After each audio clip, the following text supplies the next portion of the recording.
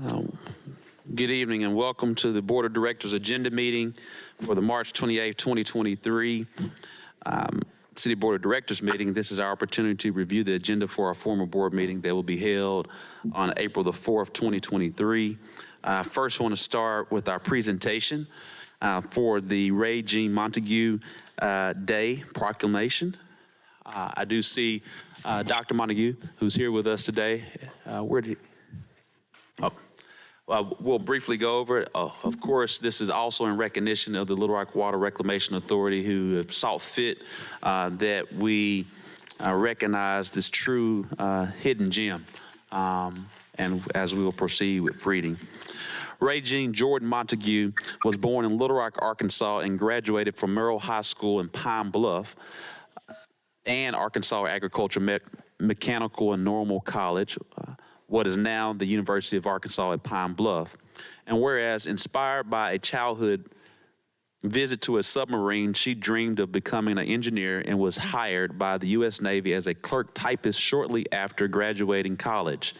She overcame limitations placed on her due to her race and gender, and not only taught herself to operate a computer, but was soon training others.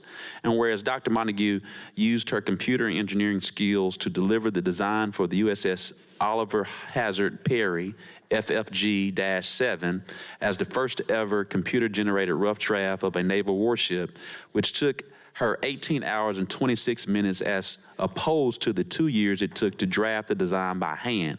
In her career, Dr. Montague designed the first landing craft helicopter assault ship, a guided missile destroyer, and an aircraft carrier, and the vehicle that first ignited her engineering dream, a submarine. And whereas Dr. Montague became an internationally registered professional engineer and was the Navy's first female program manager of ships, making her at one time the highest ranking African-American woman in the department. And whereas Dr. Montague received the U.S. Navy Meritorious Civilian Service Award, was inducted into the Arkansas Black Hall of Fame, Arkansas Women's Hall of Fame, Arkansas Academy of Computing, received an honorary degree from UAPB, was honored on an episode of Good Morning America as a hidden figure, and posthumously received the Furberal Award from the UA Little Rock, while her story has been told in the youth book, The Girl with a Mind for Math by Julia Finley Mosca, and the newly published overnight code, The Life of Ray Montague, the Woman Who Revolutionized Naval Engineering by Paige Bowers and David Montague, Dr. Montague's son. And whereas the Little Rock Water Reclamation Authority is celebrating diversity in STEM fields during March, which is also Women's History Month, and wishes for Dr. Montague to be recognized for being a STEM trailblazer. Now, therefore, I, Frank Scott Jr., Mayor of the City of Little Rock, Arkansas, do hereby proclaim Tuesday, March 28, 2023 as Dr. Ray Jean Jordan Montague Day. Let's give a round of applause. Dr. Montague will give some very brief remarks. I'll give you the opportunity alongside Greg Ramon, who's our CEO of the Little Rock Water Reclamation Authority. All right. Good afternoon, everyone. Mayor, thank you so much for that wonderful information you provided and honoring my mother this way. She loved Arkansas. She loved Little Rock.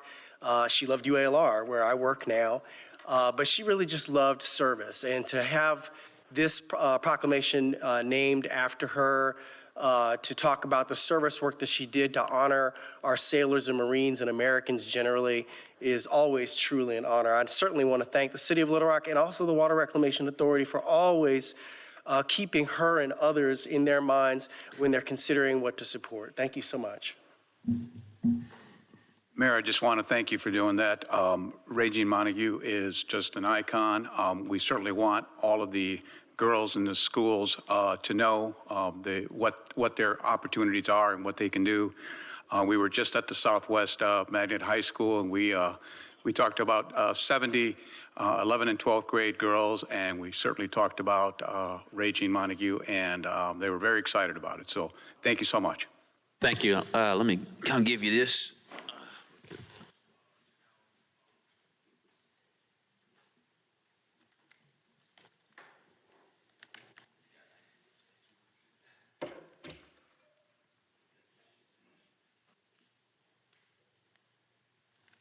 Thank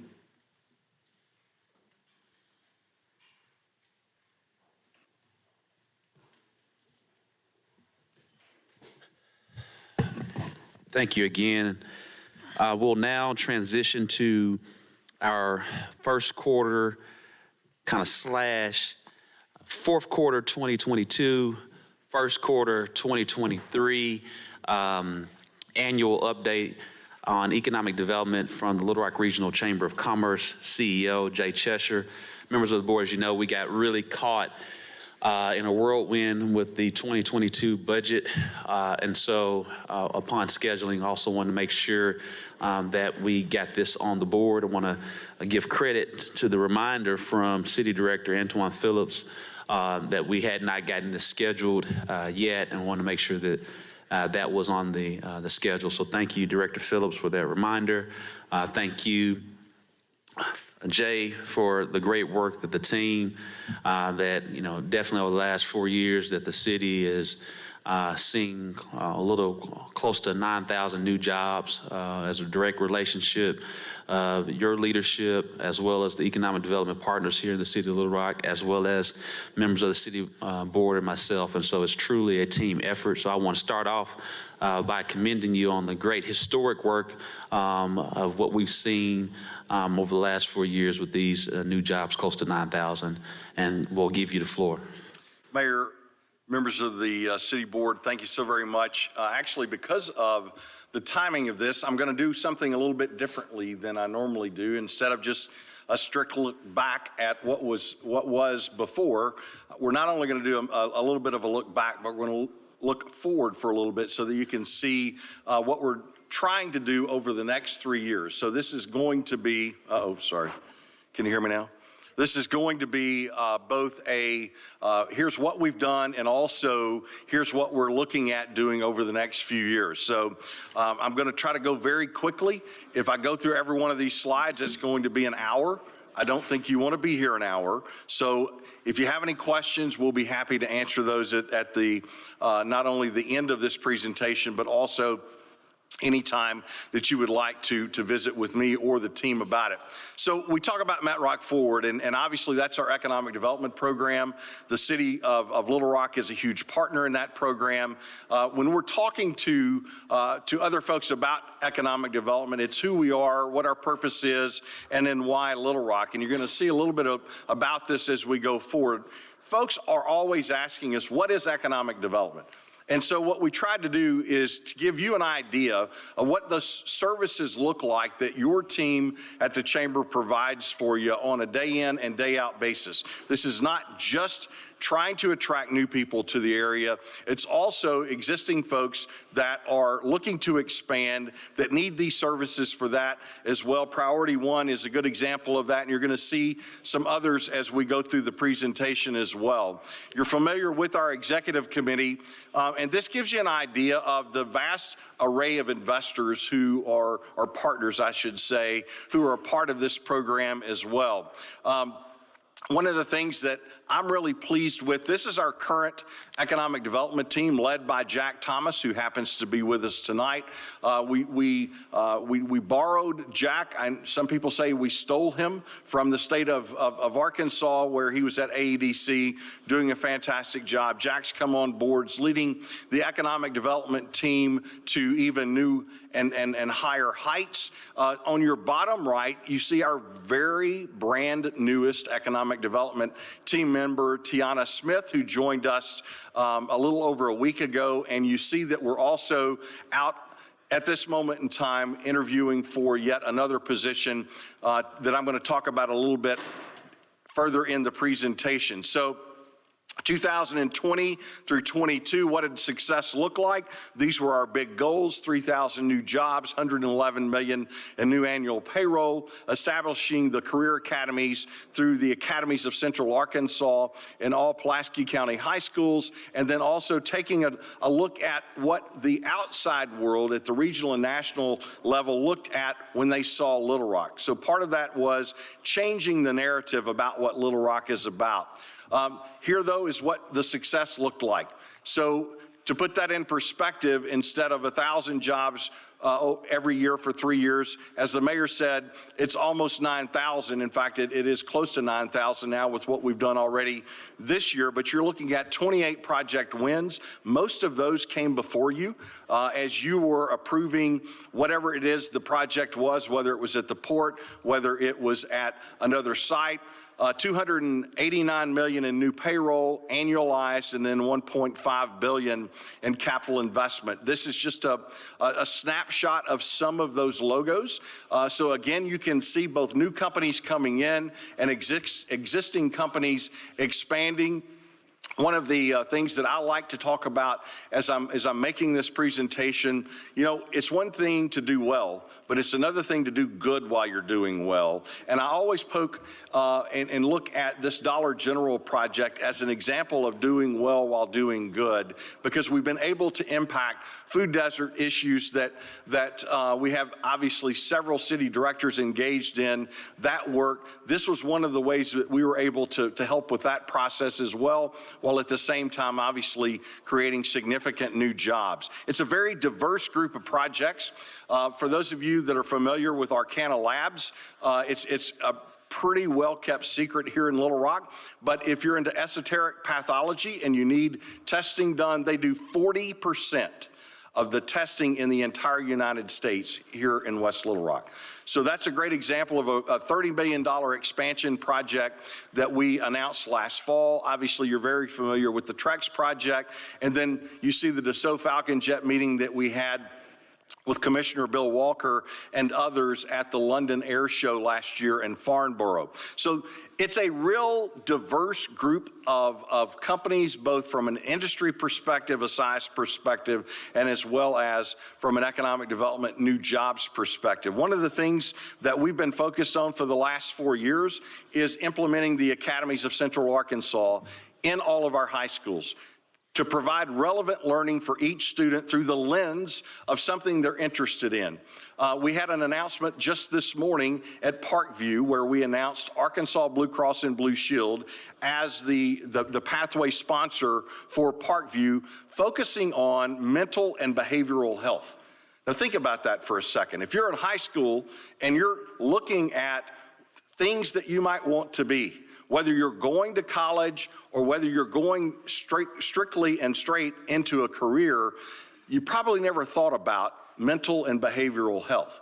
But now you have Arkansas Blue Cross and Blue Shield working with students at Parkview to show them the vast array of opportunities that are in that career field. So this is just as much about preparing kids, making them better prepared for college, as it is to better prepare them for job opportunities, even if they're not going to college. And just this morning was another example of that. This talks about the high schools in Pulaski County. So this actually is part of all 4 school districts in Pulaski County.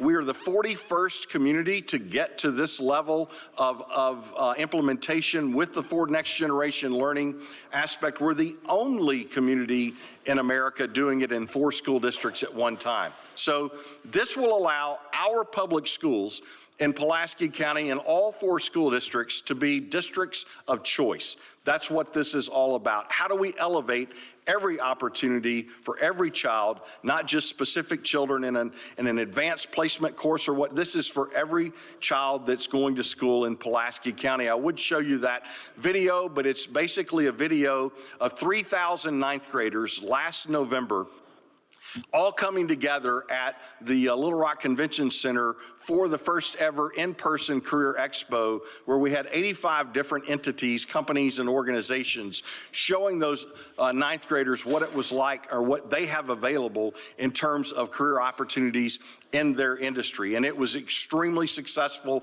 It's the first step as that individual student, begins to look at what school they want to go to because of the the pathway relevance opportunity they have in which to learn. So that's kind of looking back. We're at this moment in time, we have implemented that in all 10 high schools, and now we're moving forward to what do the next 3 years look like. These are the 3 buckets of what we focus on from a strategy perspective.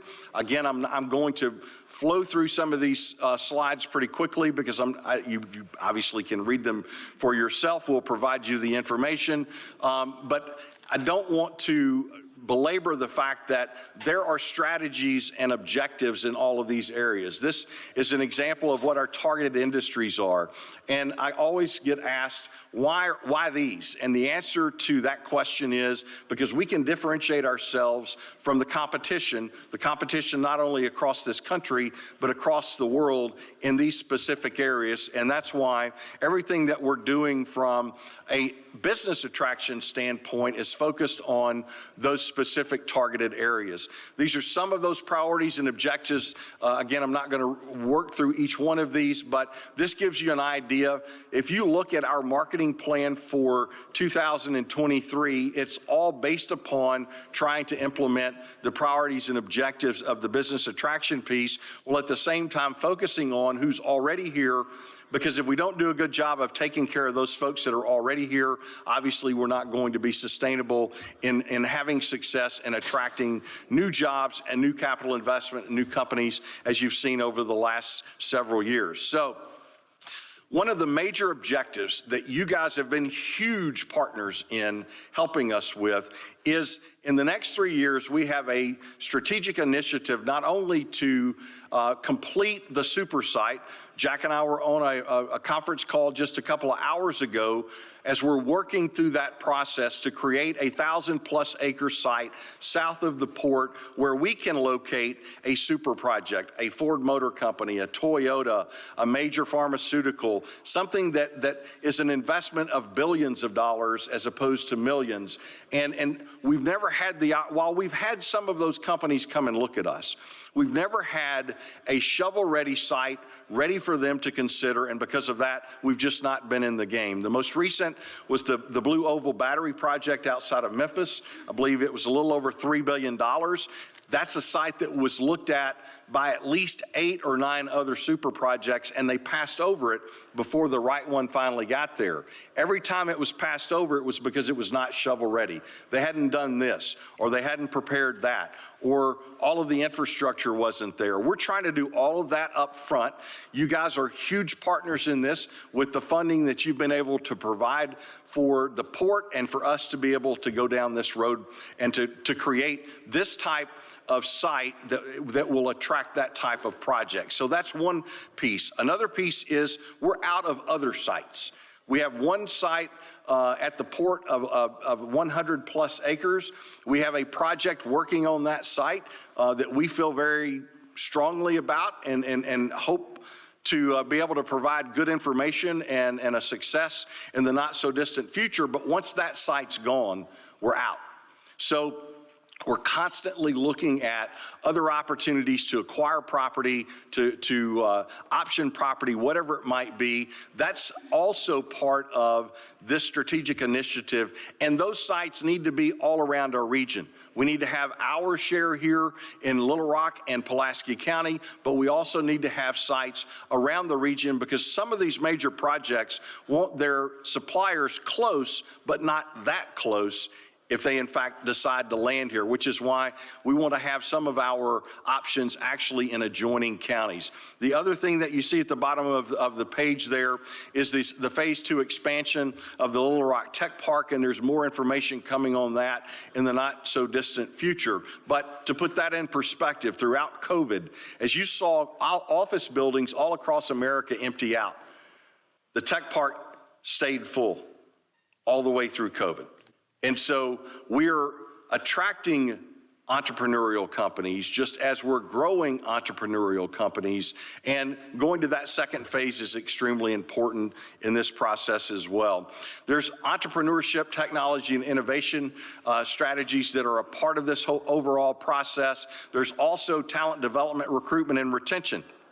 We're in the midst of doing a zip code analysis as we speak of employees, how far they're willing to drive, And for that, what that relevant salary is. Well, at the same time, you're going to be seeing us, and you guys will be a partner in this as well, announce a major talent attraction campaign in the next 45 or so days. And so I'll be coming back before you to share that with you. We have had a benefactor, an entity that has agreed to offer a $1 million incentive bonus for us to be able to attract more talent to help you, not only at the city, but obviously the businesses around this community who are looking for talented folks as well. So there'll be more information on that to come as we go forward. One of the things we always talk about with you and with others is how do we impact crime from a positive perspective? One of the ways that we do this currently is through the Ford Next Generation Academies of Central Arkansas program, but we're also looking at other ways that we can engage students and we can engage adults, even those coming out of prison, into an opportunity to provide a career, an opportunity, a life that is not something that is illegal, but something that they can make a life out of. And so there's a whole host of objectives and priorities there. One of the things that we point to with the Academy's work in the high schools is when Nashville, Tennessee implemented this in their public school system, you can see where their crime rate was at that moment in time. And in the ensuing years, what's taken place since then. If we give young people a reason and an opportunity to have relevance in something that they're interested in and learning about, that then gives them the ability to go forward and create a career out of it, they'll do it. We just have to continually be in front of them, giving them those opportunities. So we see this as a way to impact that as well. So over the next 3 years, you see now what our major goals are from these strategies and initiatives. And I've gone through most of those already. One of the things that we talk about is the budget. So last year's economic development budget was $1.2 million. Obviously, the city was a huge contractor for services in that process. We really appreciate that. You can see what our budget is for this year and then going forward. We're actually looking at increasing that, but that's based upon this strategy, how we plan on funding this work. I always also get asked, well, what are our competitors doing?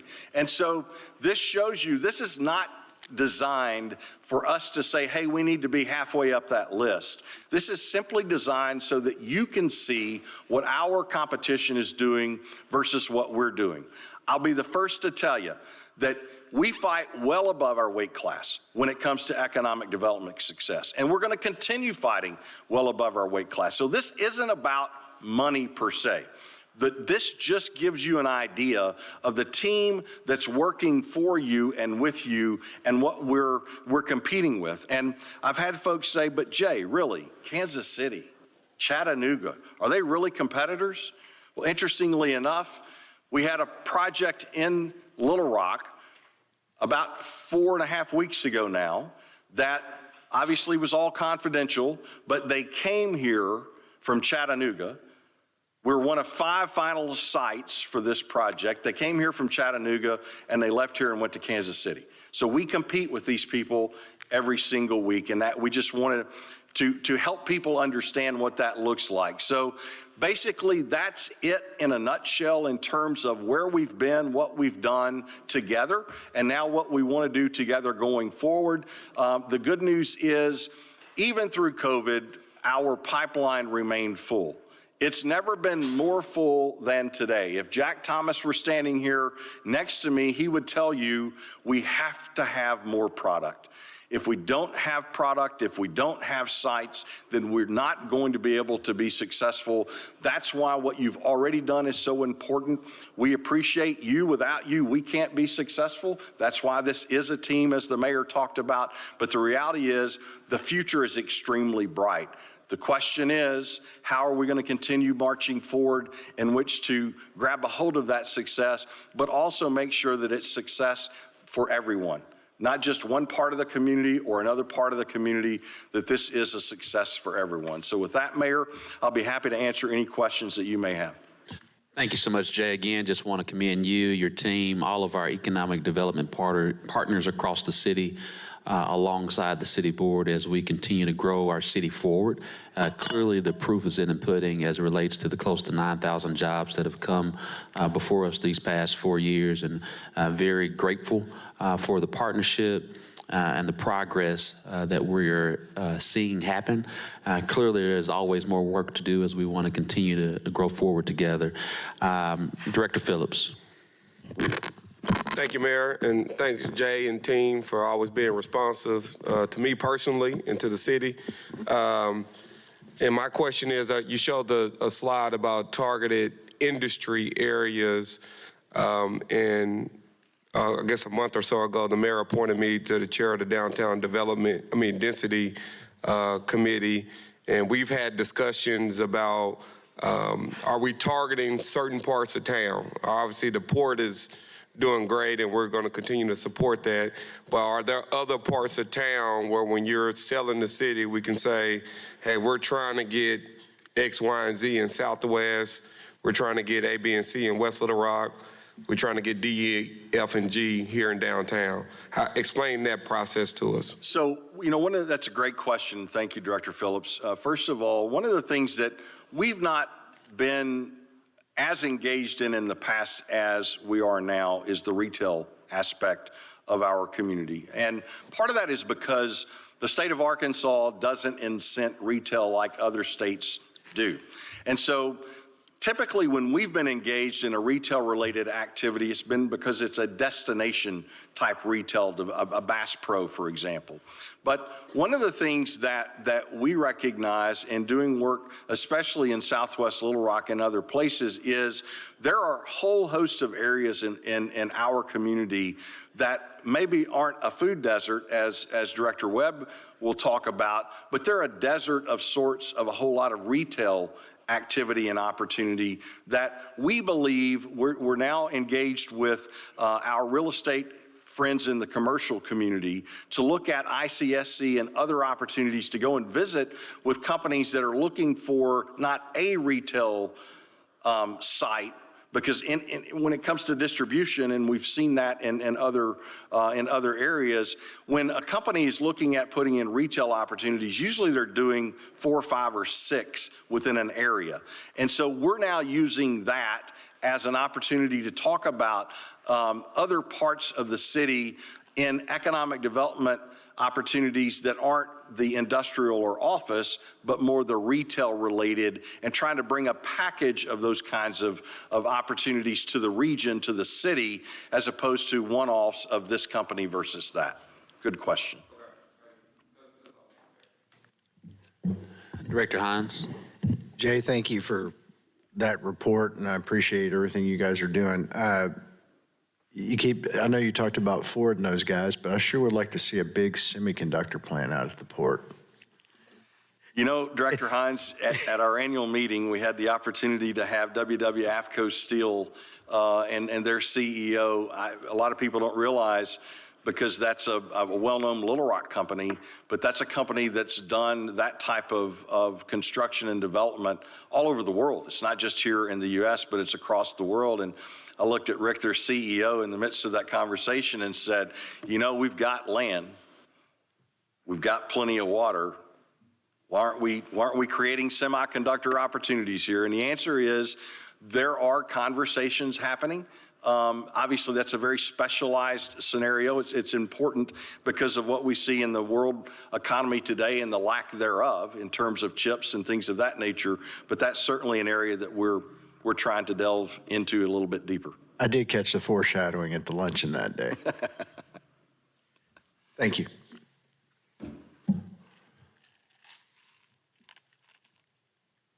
All right. Well, Jay, thank you so much. We'll see you at the next quarter. Have a great day. Thank you so much. Members of the board, we'll go through the consent agenda. I think Director Wyrick, would you like a presentation on item number 7? Yes, sir, please. Thank you. All right, we'll do, if Mr. Collins would please come to the podium for a presentation on item number 7. Quick.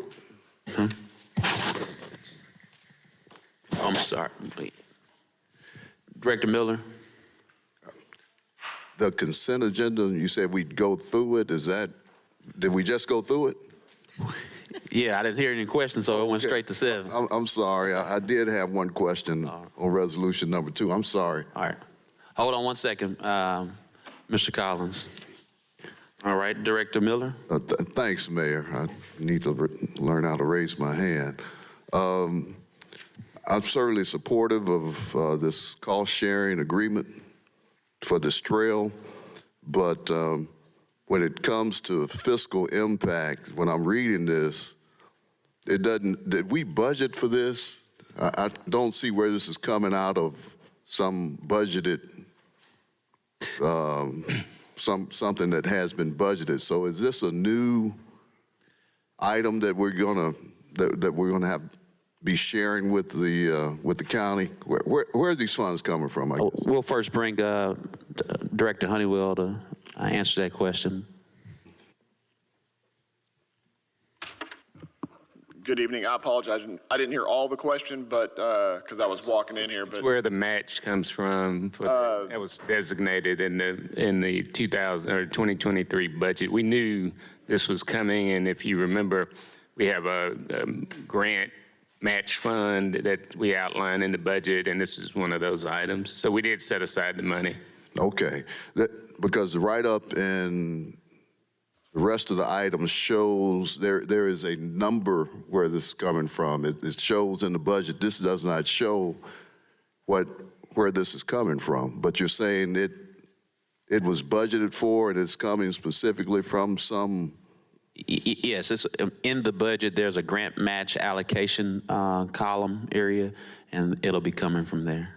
So it has an account number that you tie back to the budget? Yes, sir. And we'll update that before Friday. Okay, thanks. I was just curious as to where that was coming from, if it was budgeted or not. Thank you. That's the only questions I have, Mayor. Director Adcock? Yes, item 11 is on the agenda, and I thought we was deferring that until we found out what the state was going to do or until we have a community meeting. We are. We just wanted to still show it. And it could be changed before we get to Okay. the meeting on Tuesday. But we still wanted to show it on the agenda. All right, Mr. Collins, we'll go to item number 7 for the presentation. Director Adcock, did you have another question before we go to the presentation? No, that's all.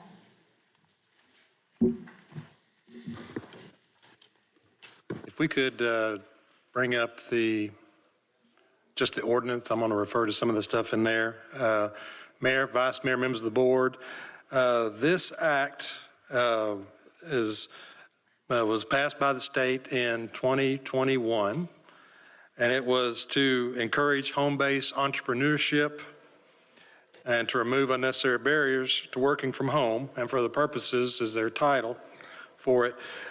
But one of the keys I'm going to forward, Director Wyrick, you asked about the act, and I didn't have it in the board communication fully. I had some of the things, in there. Really, I need to forward the whole act to everybody so you can actually see some of the definitions so you can understand where some of this come from. One of the definitions is they clearly defined what a home-based work means. And I'm just going to read the definition from the state. It's any occupation performed or business conducted by a resident within a residence that is clearly incidental to, secondary to the principal use of the structure for residential dwelling purposes. And that's key for what our changes were proposed to the ordinance, because on down they define what a residence is. And you and I spoke earlier about what the primary deal of this was, and that's this. They define a residence as means a permanent dwelling place, unit, or an accessory structure. So the emphasis is the accessory structure. Our ordinance in the past, we approved what we would call a home occupation business in the home.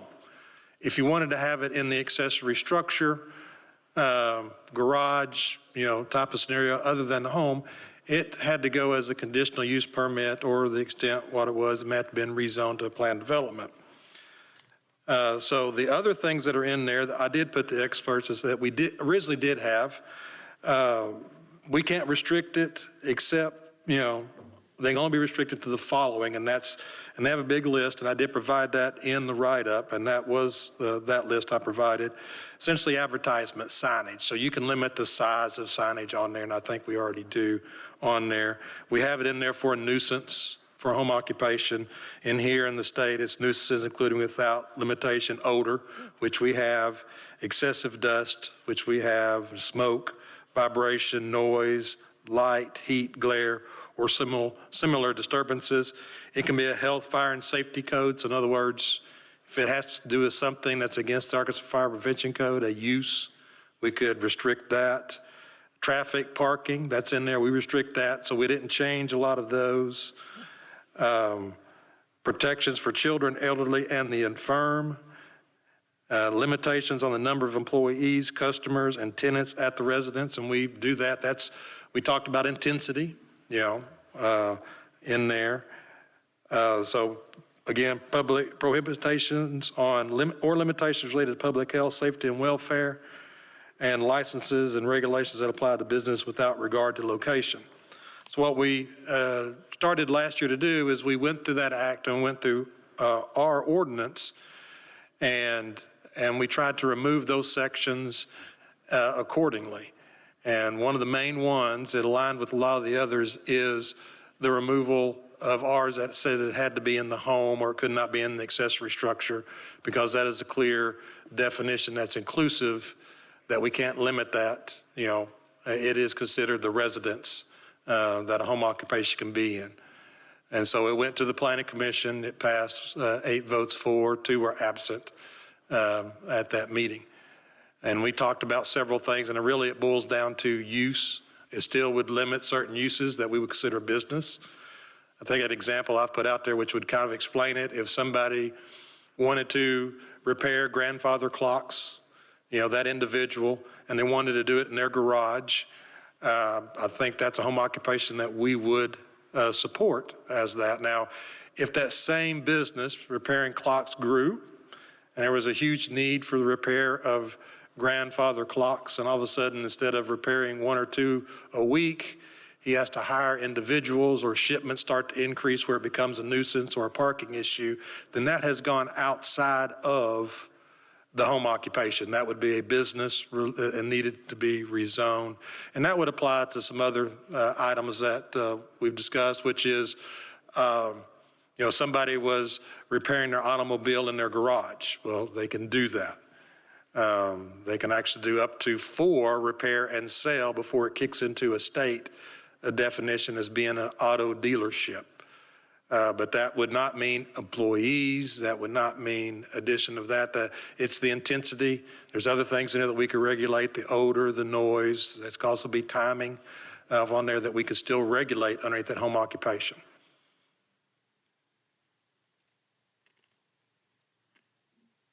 Mayor, can I ask a? Yes, ma'am. Okay. When I read this, I thought, oh my goodness, what are we doing to our residential areas in regards to businesses? And so Jamie and I talked about it, and I went through a couple of scenarios with him, but do we have a list of home-based businesses that we allow? We do in our ordinance, and that's one of the things that's proposed to be removed because there's no specific list in the state. Well, because it says the act allows local government to license or regulate home-based work if the home-based work is not prohibited. So do we have a list of home-based work that is prohibited? Yes, currently we do. Okay, did you It's not just a big say we were list, going it's to a small remove all that list? Or did I misunderstand what you were saying? If we could pull up the ordinance, I think some of them we did. I don't know that we removed all of them. One of the things that I asked was, so I own a piece of property and I decide I want to put in a restaurant on my property. And Mr. Collins said that it would have to be rezoned for that in order to do a restaurant. I was just thinking of different scenarios that might impact our for residences. If there was an accessory building that was built, which, as he said earlier, we didn't look at that. We didn't look at anything for that. And so now an accessory dwelling, if we wanted to do a home-based business out of that accessory dwelling, then we can. So it was just very concerning to me that we might see a lot of businesses going into our residential areas. And so that's why I wanted him to talk to us about it and explain it to us. And you all may have other situations that you're concerned about, but the ones that I asked him about, he said actually that would require a rezoning, and they wouldn't be able to do it. But it's all hinges upon whether the individuals come to the city for a permit. As we know, there are a lot of times things happen and it's after the fact, so we have to make note to the city. Is there a permit for some of the things that we see? So it's based on either they come to the permit, come and ask for a permit, or we notify them something's going on. So the last question that I had was what guidelines will we go by to determine whether to approve a permit for a home-based business? And what is the approval process? Does it only go to the Planning Commission, or does it come to the City Board and the Planning Commission? What is the process for that?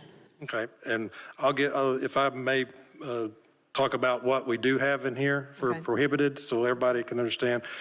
And we removed the square footage for the business. I misspoke about that. It was just the square footage. We had it limited in space, and there's no limitation in the state law for that.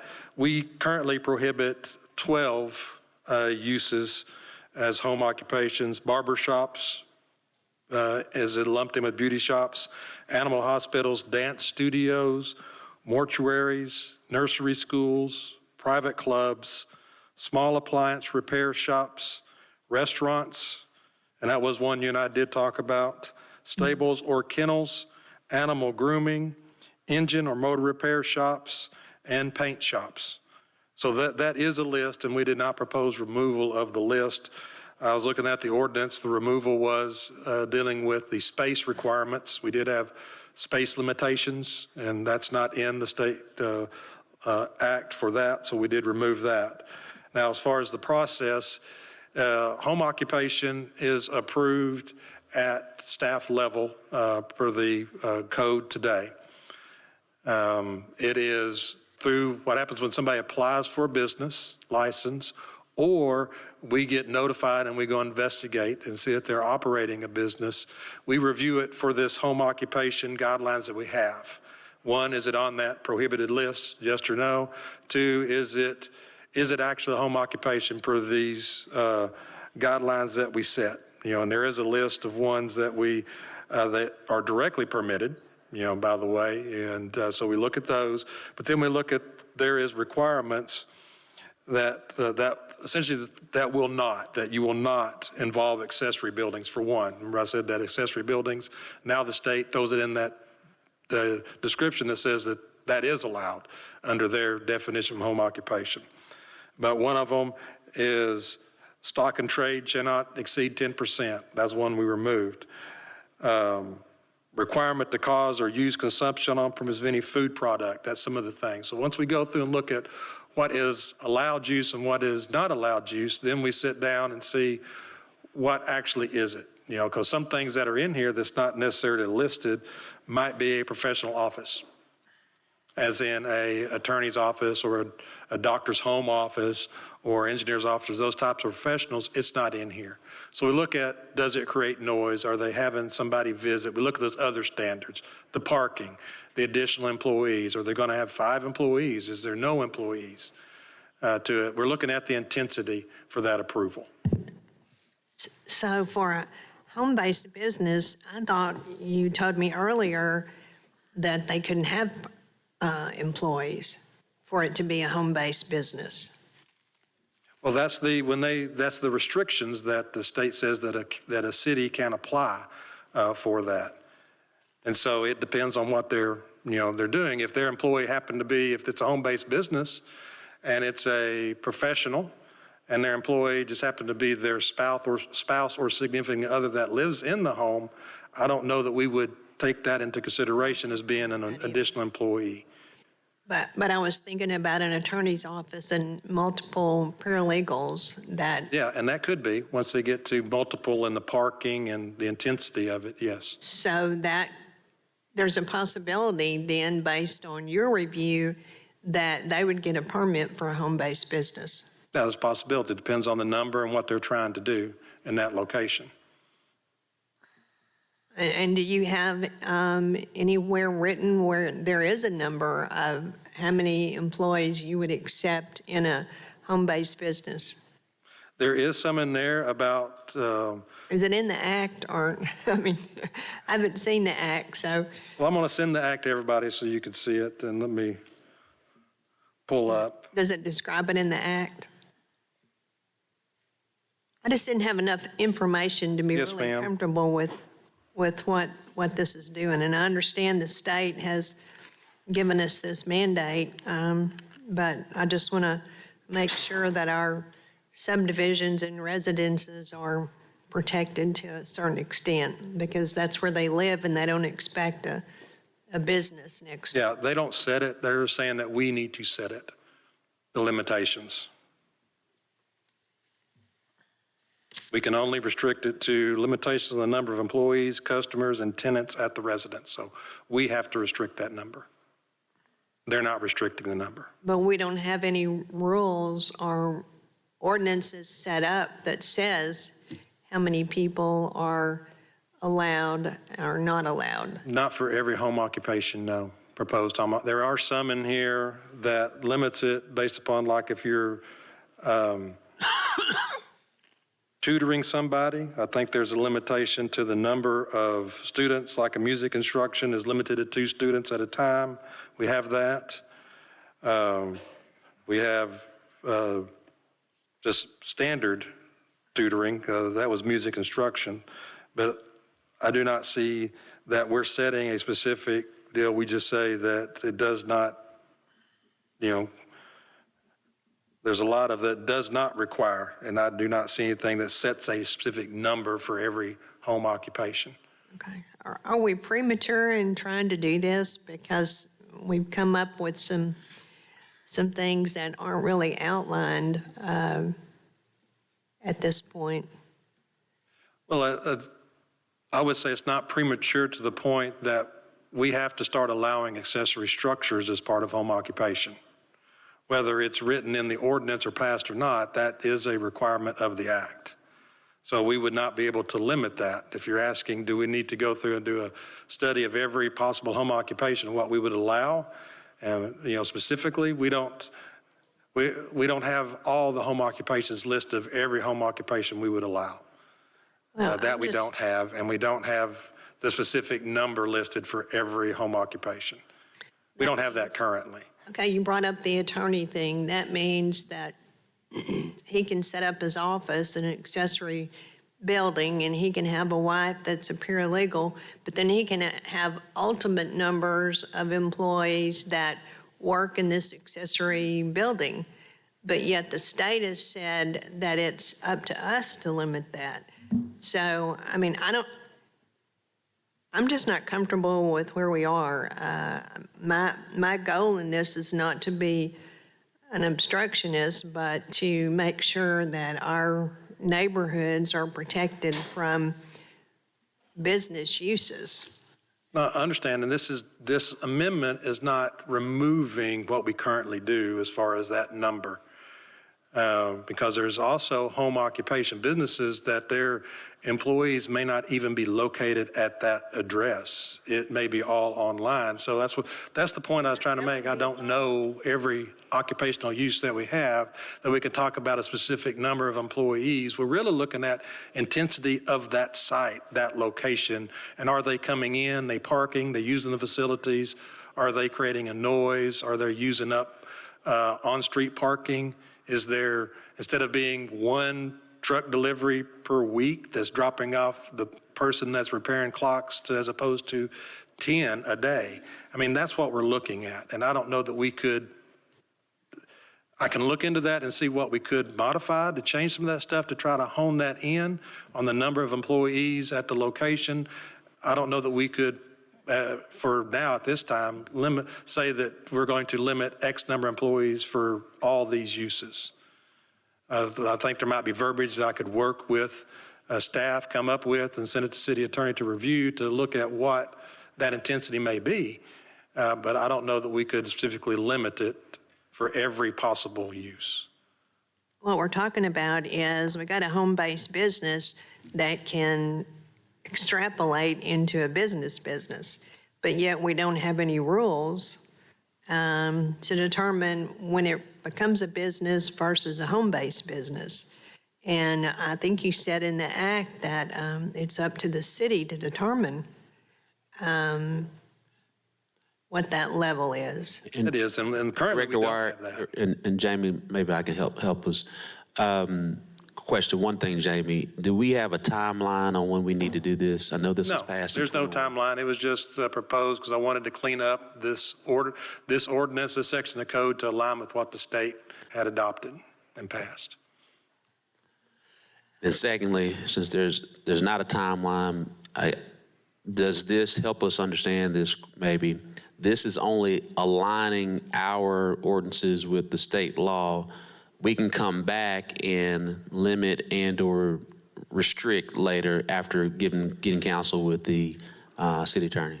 Yes, correct. That's what I was explaining. We currently don't have all that now that we're talking. So essentially, Director Wire, what we're trying to do is just be in line with state law, and then we can come back and all the detailed questions you're asking, I think that's the next step. We got to first get in line with state law and then come back and discuss what we're going to limit and or restrict.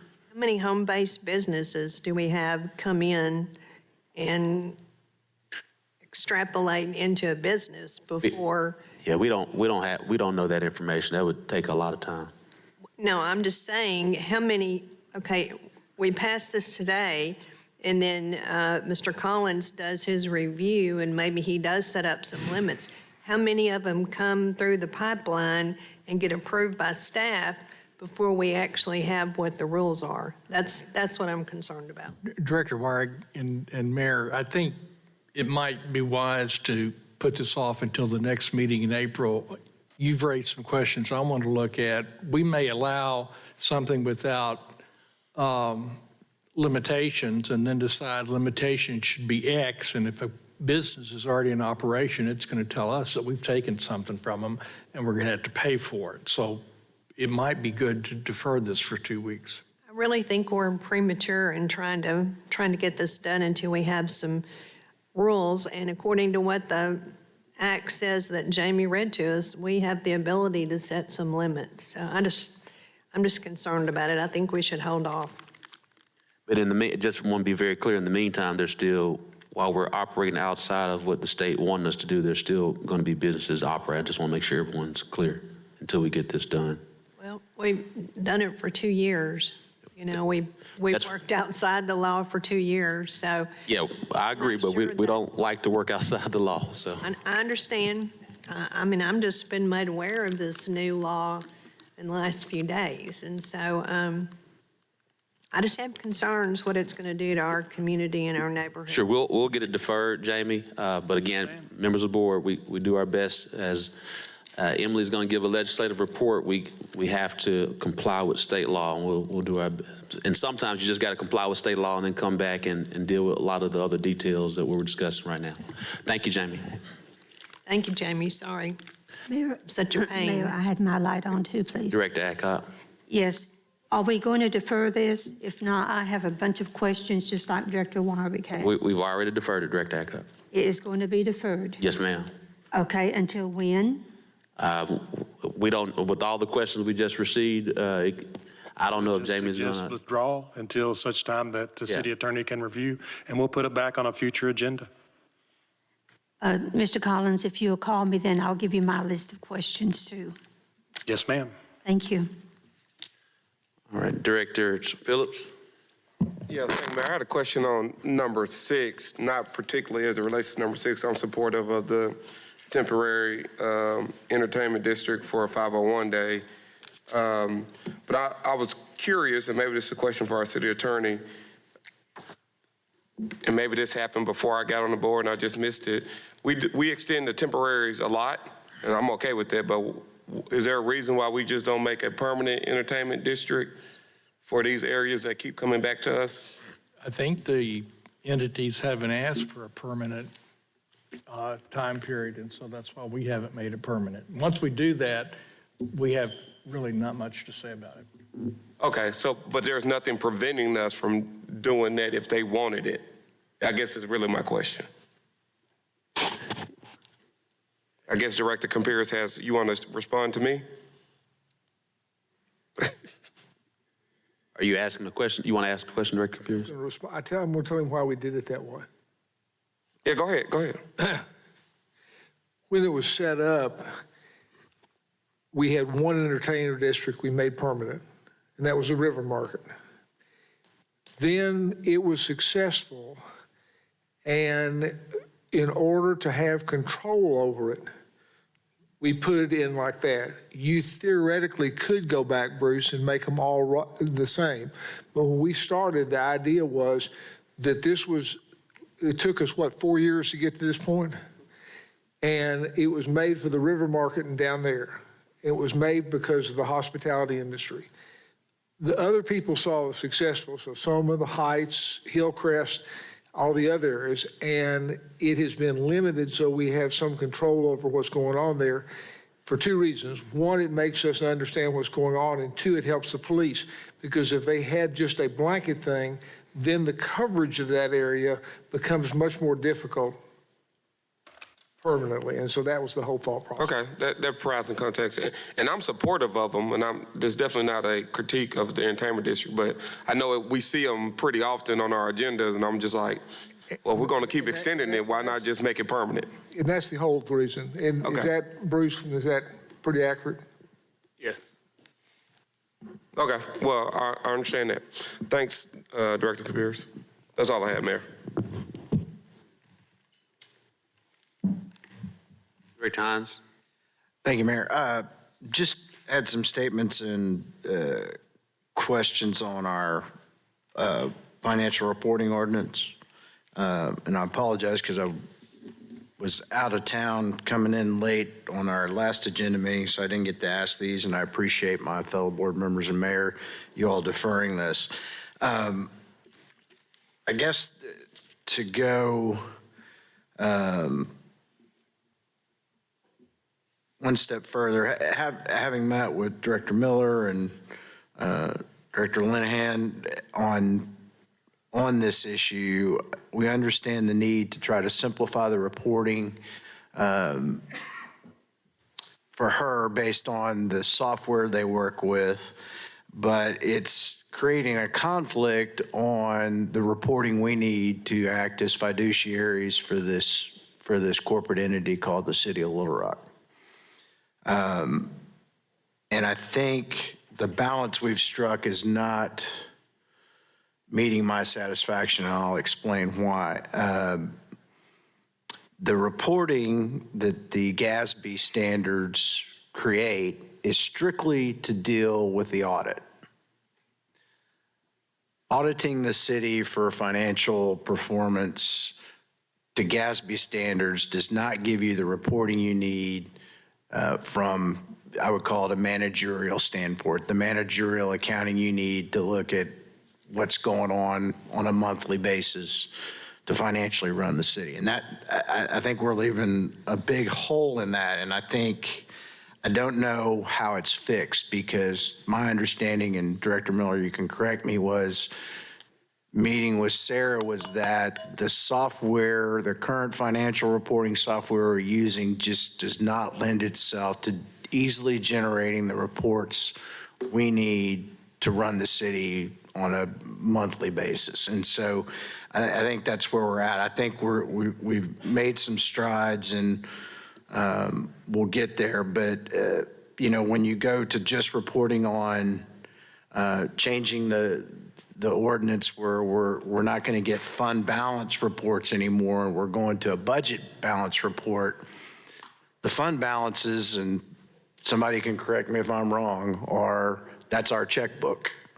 That's what our checkbook looks like. Just because I've got a family budget, and my family budget says X, but I still got to rectify that with my checkbook. And my checkbook is where the actual money is and what we've got to spend. And I think that's where I'm having some trouble making sure we're still going to get those reports we need, and how do we go forward to getting the managerial reporting we did. And I think that was the attempt that was made 20 years ago, and it's just gotten outdated. And I can certainly let Director Linehan talk about that. The other technical thing, and this is a Tom question, is that statutorily, we don't have the ability to have a chief financial officer. And when you talk about an officer of a corporation, that has the ability to operate on. The only officers of this corporation that I'm aware of are this board of directors, the mayor, and the city manager by statute. And Tom, you can correct me if I'm wrong, but that's my plain reading of it. So we put language in here to create a chief financial officer position that I'm not sure statutorily we have the ability to do, because that would infer from just a straight legal reading, if someone is an officer of a corporation, that gives them the ability to make decisions on behalf of that entity. And I just want to make sure, maybe it's just legalese, Tom. I just wanted to ask that question. It's just something that occurred to me as I was rereading over this stuff. The general answer is the statutes talk about having a finance director and treasurer, and most cities or other cities actually, or at one time, elected treasurers. So in that sense, that is something that is authorized. The city attorney is also an authorized position there. But in terms of being able to act almost unilaterally, you're absolutely correct that those are the types of things, when it gets into the policy area, that only the board of directors can do as a whole. Okay. I'm willing to hear Sarah's thoughts on it, is how we get forward, but I think we're going to be lacking some reporting. And I'm sorry, before Sarah's. Yeah. And again, maybe, and I know you were gone last week, Director Hines, but it's my understanding that you and Director Miller met to get us to this place. If there's still some confusion, we don't have to take it up today. I mean, I'm sure we want to get it done, but that was the reason why I asked the two of you guys to. Right. I'm assuming whatever's before the board right now is what you all agreed on. Is that correct, Director Miller? You know, there's still some, Mayor, I'm trying to get to where you're going with this. I think this is not done yet. Well, let's take it off if it's not, if it's not done. Because and that's fine, and that's why I wanted to have a discussion on this, because what happens is we have a meeting, it's covered by the press, but until it's fleshed out in actual ordinance and the public gets to see it, and that's where some of this feedback I'm getting is coming from, that's happened over the last couple of weeks, is that's concern, and they were valid concerns, because look, I think Director Miller and I have expressed, I know I've expressed it to Sarah, the GASB standards are different than GAAP standards. And the financial reporting we look at from a business standpoint is so different from governmental accounting, and we need this simplified so us as lay people on this board of directors can read it and understand it. And I can tell you, I have a pretty good financial understanding, and I know Director Miller has an even better than me, but it's confusing as hell when you look at the GASB standards and try to figure out where everything is. It to me seems, and not disparaging Sarah or anything, but the GASB standards almost seem like a shell game of, full four-card money, and can you find the pot of money at the end of the report? And sometimes it gets very confusing to do that, whereas private accounting standards is a lot more straightforward. And what I think helps me understand it is GASB standards are set up to deal with a governmental audit of the books. They're not set up from a managerial standpoint to really manage to me, day-to-day operations. And I think that's where Sarah struggled, because the governmental accounting software we use doesn't lend itself to generating the reporting. It's kind of a crazy deal from that standpoint. But if we want to defer this, that's fine. I just wanted to. I guess it's, guys. I want to, it's whenever, one, we're asking that you and Director Miller meet based off of FOIA, it's going to be public. So whether we have the conversation with the two of you all or we have it here, let's have the conversation. But I guess anytime we bring this, what I want to share is, number one, Sarah's going to be retired in June. And we know that this hasn't been updated in 20 years. And so we need a playbook that coincides with governmental accounting. I'm a former banker, just like Director Miller is. We all know finance. The city of Little Rock is not a corporation. It's the city of Little Rock, and we abide by governmental accounting. I understand for those who may not review it that way, we get it, we understand it, but we're held to governmental accounting.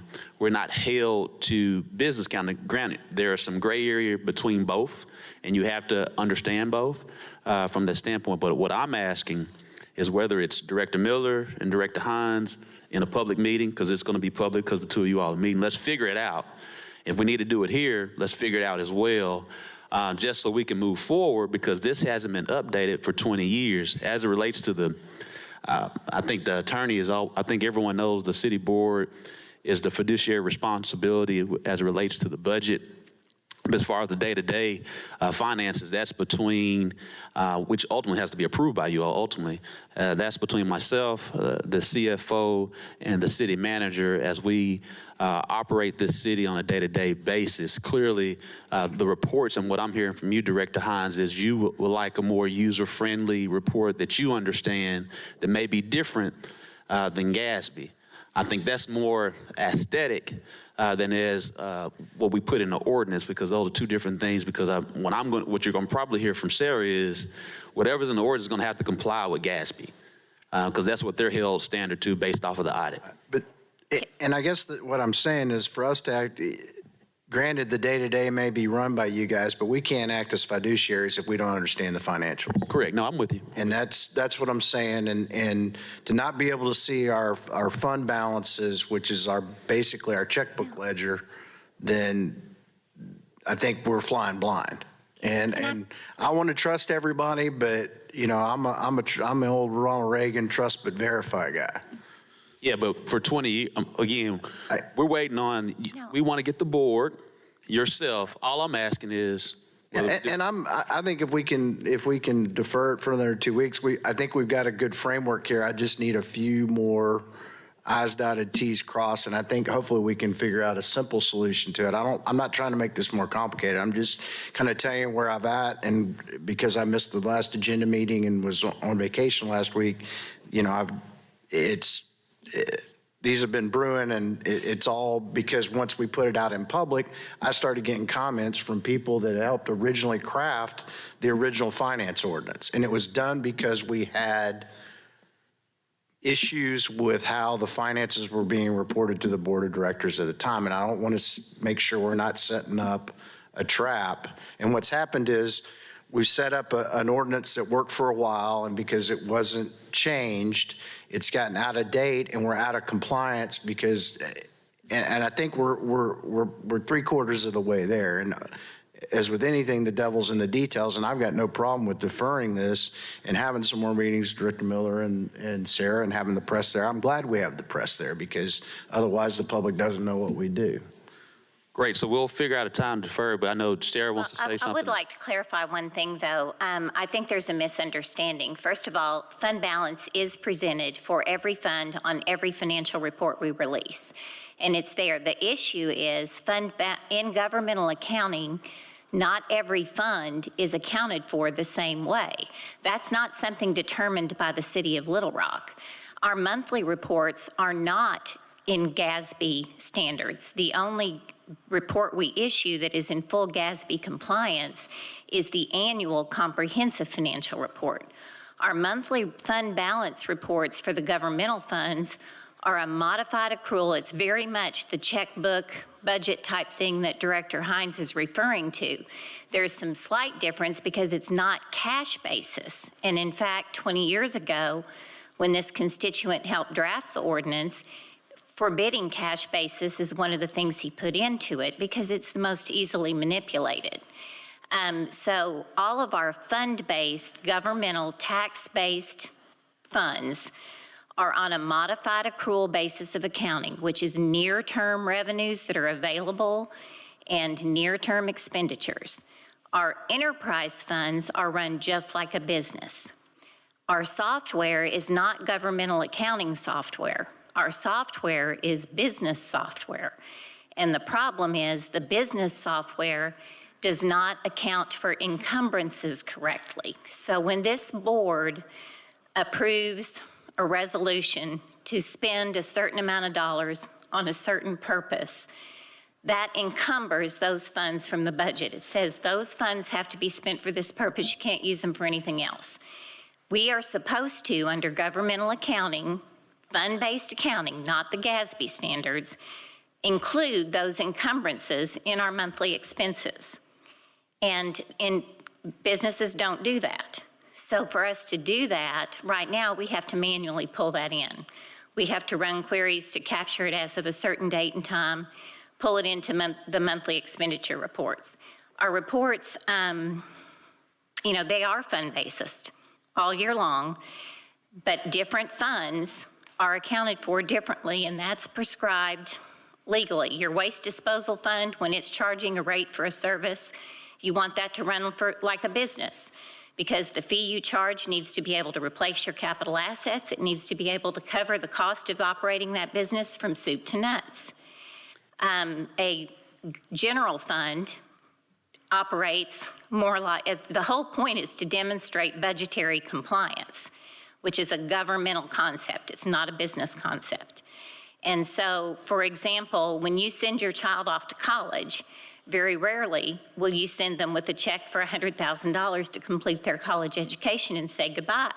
You give them what they need for each month or for each semester or for each year, to try to dole that out. Taxpayers don't want to give you the full cost of a police officer, including his pension, for 30 years in the future. A business recognizes the cost of that pension being earned as you're paying that police officer. So there are different types of accounting for the different funds. And your governmental funds are those that are primarily tax-based. So your general fund, your street fund, debt service funds where we're collecting tax revenues to pay debt service. Your funds that are captured on a full accrual business method are those enterprise activities like our waste disposal fund, our vehicle storage fund, our parking garage fund, and all of our fiduciary funds that hold our pensions. I think the concern about the quarterly fund balance report that's been asked for, my objection is that that report wants us to add fund balance for all those governmental funds measured in the short term to net position for our business funds, which recognizes the full long-term assets and liabilities, and pension funds, which we don't even have a right to. Those are for pension beneficiaries. When you add all those together and they're all measured differently, it gives the taxpayer the false perspective that those funds are all available to operate the city or pay police officers or pay governmental expenses, and they're not. They're restricted for the purpose of each individual fund, which is why on every monthly report, fund balance is listed for every single fund. And that's the amount that's available for that one fund. Thank you, Sarah. Mr. Moore, I know you want to give probably some historical context, but I really don't. What I was going to say is, I think I know what the board wants, and I know what what Sarah and her staff also want. And if I could maybe convene the group, I think that we can get there pretty quickly. I have a sense, because this isn't the first time we've talked about what the board would like, and it was more than 20 years ago, actually. It was my predecessor and Sarah's predecessor that sort of put this together. But if you could give me that time, and I believe we could come back with a document that everybody would be pleased with. Sure, and please include this this resident who may have helped draft it 20, 30 years ago. My point is, we've been discussing this since City Director Fortson has been here. I was planning on doing that. All right. And I will be unavailable next week. I'm on vacation. Yeah, we're not going to do it next week, so. Okay. Thank you. Thank you. We'll get this moved forward. Thank you, Director Hines and Miller. Just for clarity, Mayor, we're withdrawing that and they're going to bring it back? Yes, to another date certain. Okay. I still want to make a comment as it relates to this. I tell you, my big concern at this point is that Sarah's getting ready to retire in June.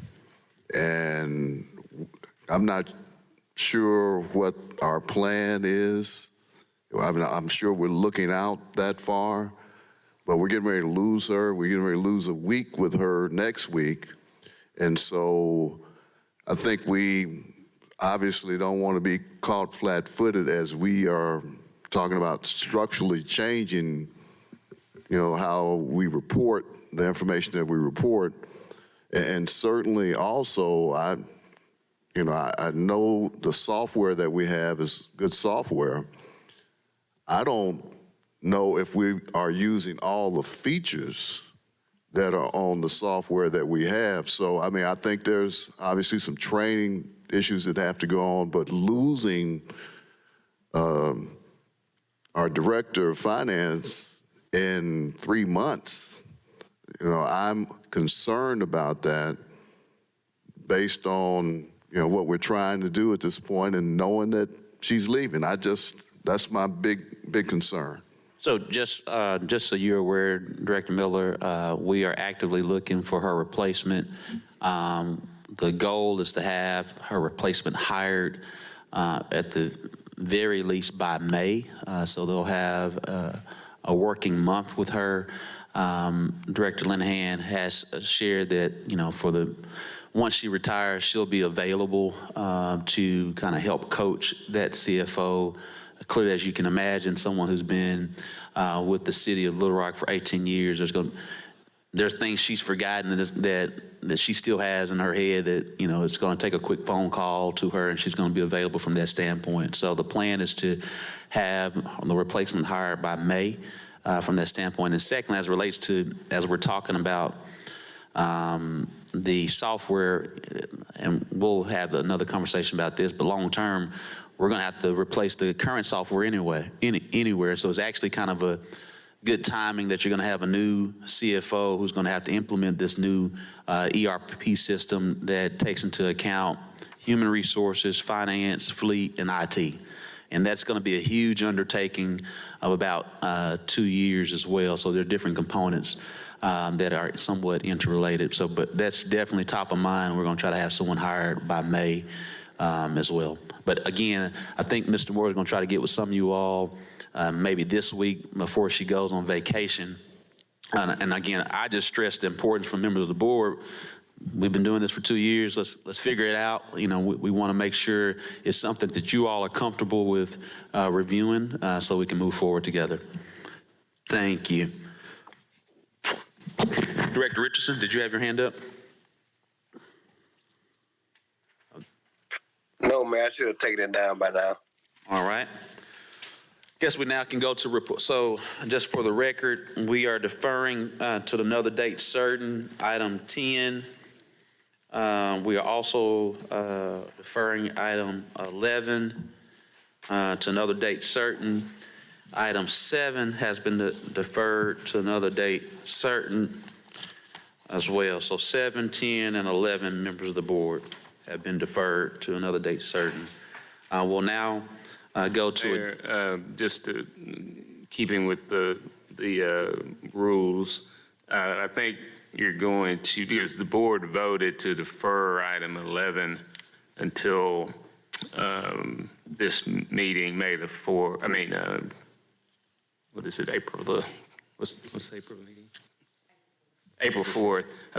Tom might say it's okay to defer from the agenda meeting, but the board did by vote defer it to April 4th. So I don't know if they have to, on April 4th, defer it. Okay, we'll wait to April 4th. So just 7 and 10 will be deferred. Thank you for keeping us in line with the rules, Mr. Moore. We'll now transition to our reports. We'll have a report on both 911 and Little Rock Police Department update. So we'll do the report, and I'm sure there may be some questions from members of the board. So that's the first report, is 911 and Little Rock Police Department. Second report is the legislative update. And just before we get to the reports, just to make sure board members are aware, we'll have an executive session at this April 4th meeting, where we'll take up additional appointments as well as do the annual evaluation of the city manager and city attorney. Mayor, the legislative update is for next week. Nick, thank you. So basically you're saying we'll be done once we're done with this. All right. Ms. Green, Director Green. Good evening, everyone. Thank you, Mayor, City Manager, board members, for allowing me this opportunity to give you an update on City of Little Rock Emergency Communications Center. As stated, I am Joanna Green, Director of 911. Just wanted to share, first of all, our mission, City of Little Rock's 911 mission. The Department of Emergency Communications has a mission to provide efficient and courteous service to the citizens and visitors of the City of Little Rock. And each other in order to maintain the highest standards of quality and professionalism. Upon my arrival here in Little Rock in October of 2021, the staff was undergoing a lot of changes at that time, multiple changes with no explanations. And I just took notice in this staff and how they operated. They're extremely committed to what they do. And so it made me state our values to be shifting. You know, they were open and receptive to shift, where we would provide a standard quality of service to our citizens through selfless service that will be executed through harmony, integrity, and fairness while maintaining trust as well. 2 key points I wanted to talk to you all tonight about is staffing and call answer times. I know you all have been aware of the scrutiny our department has been under lately in the media. So as far as the staffing, first let me state that staffing shortage in the 911 industry is a nationwide issue at this time. A recent study was conducted by the National Association of State 911 Administrators and the International Academy of Emergency Dispatch that resulted in more than half of our nation's 911 centers are in crisis, reporting vacancy rates as high as 83%.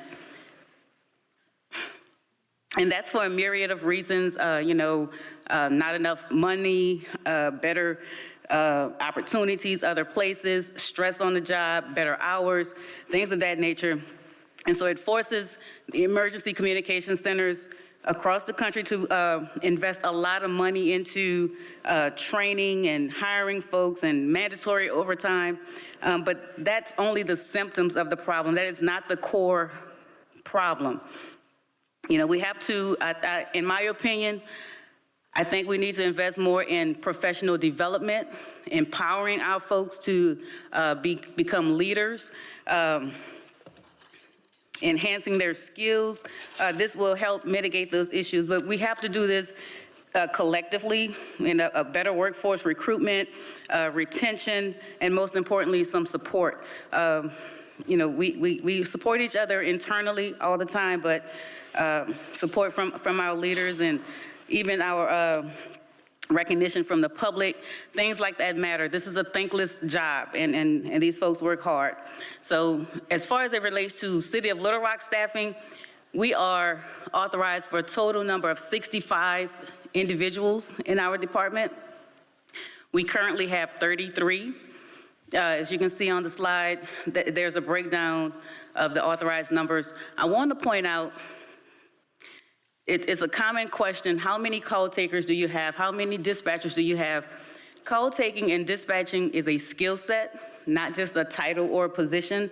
So when we start getting into the weeds of how many call takers and dispatchers, everyone in the room is a call taker. Everyone in the room has the ability to answer 911 calls. Some others have the ability to dispatch. Everyone does not dispatch. Everyone call takes. So as you can see, our current numbers are call takers and dispatchers. We have an aggregate number of 49. We currently have 20 of those positions filled. But that's not including our supervisors and our emergency communication trainers, who also are skilled in call taking and dispatching.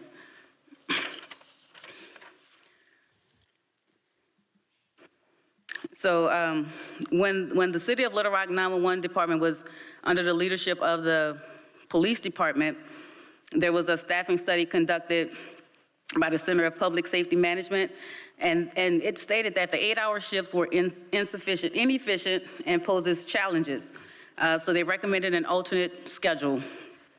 In August of 2022, we transitioned to 12-hour shifts. As industry best practices states, 10 or 12-hour shifts. These 12-hour shifts has afforded our employees the ability to have actual off days. Prior to that, they were scheduled, they were working 8-hour shifts and having mandatory overtime shifts, and that number of mandatory overtime shifts varied each month. So it interrupted their off days. They would attach those 4-hour blocks of mandatory overtime to their scheduled 8-hour shift. And so it just caused a lot of stress and burnout on the employees. So standardizing the shifts to 12-hour shifts helped alleviate that mandatory overtime requirement. And it also allowed folks to have an actual off day. So now they can spend time with their family, decompress, have fun, anything outside of work. We just recently in January hired 6 new employees. They completed their 6-week training in the Classroom Academy. They have transitioned to the floor for their on-job training, and that is a 10-week process. So that will be concluded on May 6th. May 8th, we are geared up to start another new hire class. We are shooting for 12 to 15 individuals in that class, and we are also working with HR to schedule or start preparing for another class in September as well. Our starting salaries is $39,020.80. So we're pretty, comparable to other centers in the area with our starting salaries. Also, that staffing studies pointed out that we did not have bilingual employees or multilingual employees.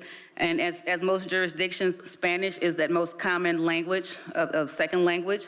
And so currently we do not have those employees, but in order to answer those 911 calls where there is a language barrier, we are currently subscribed to a language translating service, and that's the 911 Interpreters Company.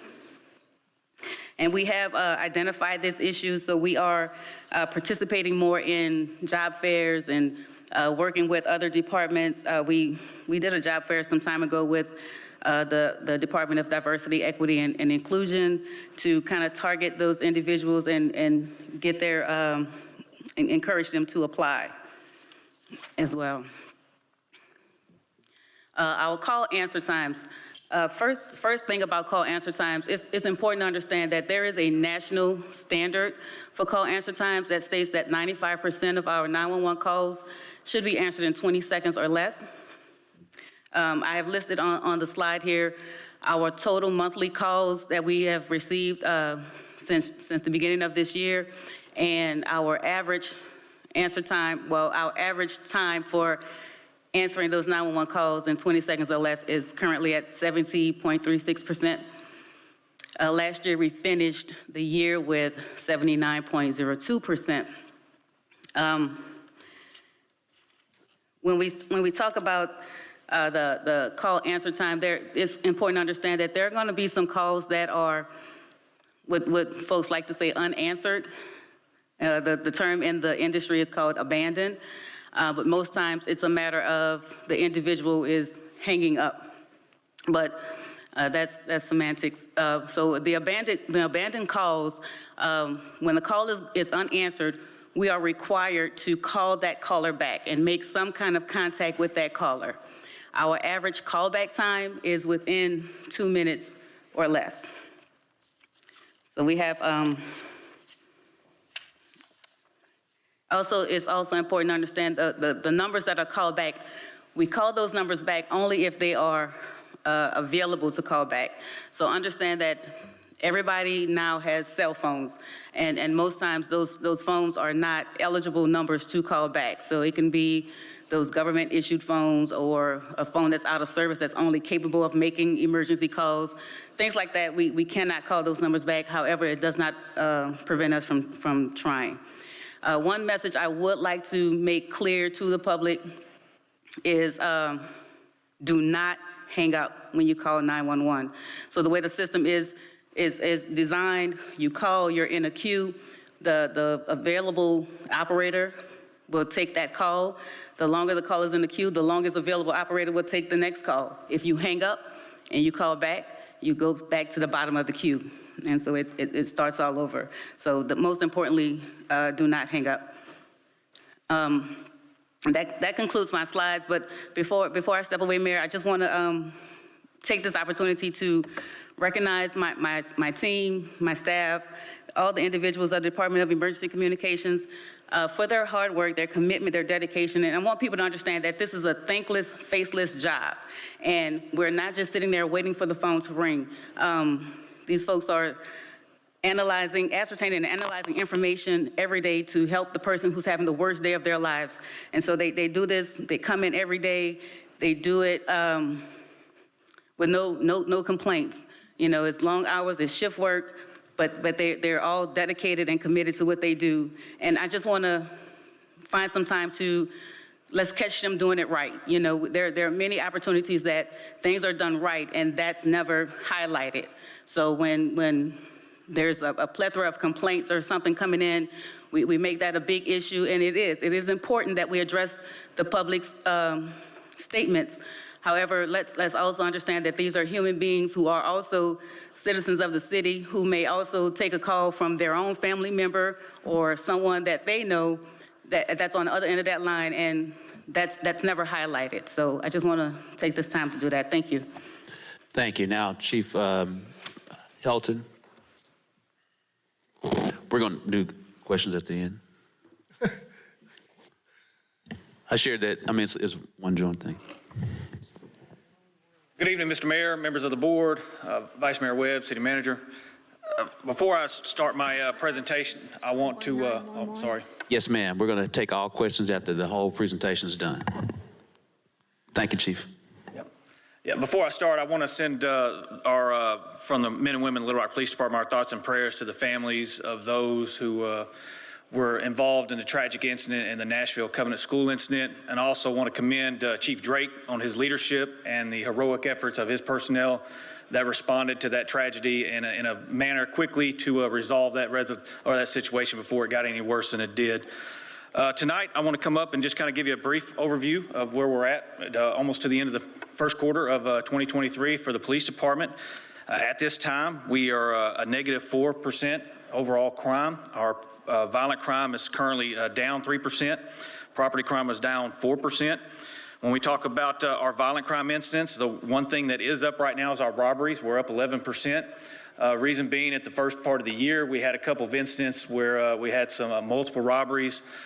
We've been able to identify a couple of individuals, separate incidents, of course, but we're doing multiple robberies. We've already gotten one of those individuals has been arrested, charged with 2, likely responsible for 5 of those robberies, but we're having some identification issues with trying to, the other 3 incidents that this individual is involved with. And then on the one other incident where we've had multiple robberies where we've identified a potential suspect, we're waiting on some forensic evidence to come back on that. Once that comes back, we feel like there'll be an arrest made in those incidents. So we feel like the robberies will slow down after we've identified these individuals. Obviously, the homicides were down 4 incidents to where we were this time last year. At this time, we've had 12 homicides year to date. 7 of those incidents have been solved already. 3 are currently unsolved, and we have 2 of those homicide case files that are at the prosecutor's office right now for file review. To give you a little bit the relationship, victim-suspect involved in these incidents, of the 12 incidents, 3 of those were known associates or acquaintances. We had 3 so far incidents that have been domestic related, and then the remaining incidents have either not known each other or we're still trying to determine what the relationship was. They're still pending investigations, ongoing investigations on a couple of those incidents because we have of the 3 cases that are unsolved, it's unknown what the relationship to the victim and the suspect. When we move over to our property crimes, the only thing that up right now is our larceny and thefts. It's up 2%, which is pretty low. I'm proud to report that our burglaries and B&E autos, which tends to plague us quite often in the early part of the year, are down 21%. So efforts by our patrol divisions to step up patrols around neighborhoods, parks, shopping centers are doing a very good job. So I'm quite pleased with that. Moving over to staffing, where we're currently at. We started the year with 92 vacancies. As you all know, we're staffed for 594 officers overall. We're currently at 523. We've got, sad to report, but by the end of this week, I'll be down to 72 vacancies. I've got a supervisor that'll be retiring at the end of the week. So he's reached his time and decided to go ahead and retire. But I'm proud to report that we do have some help on the way. We currently have a recruit class with 24 recruits in our ranks at this time doing their training.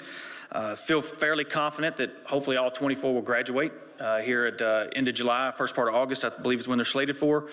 We currently have 2 lateral classes, which is certified officers from other agencies. We're scheduled to run 2 of those in May, looking right around 10 to 12 in that program.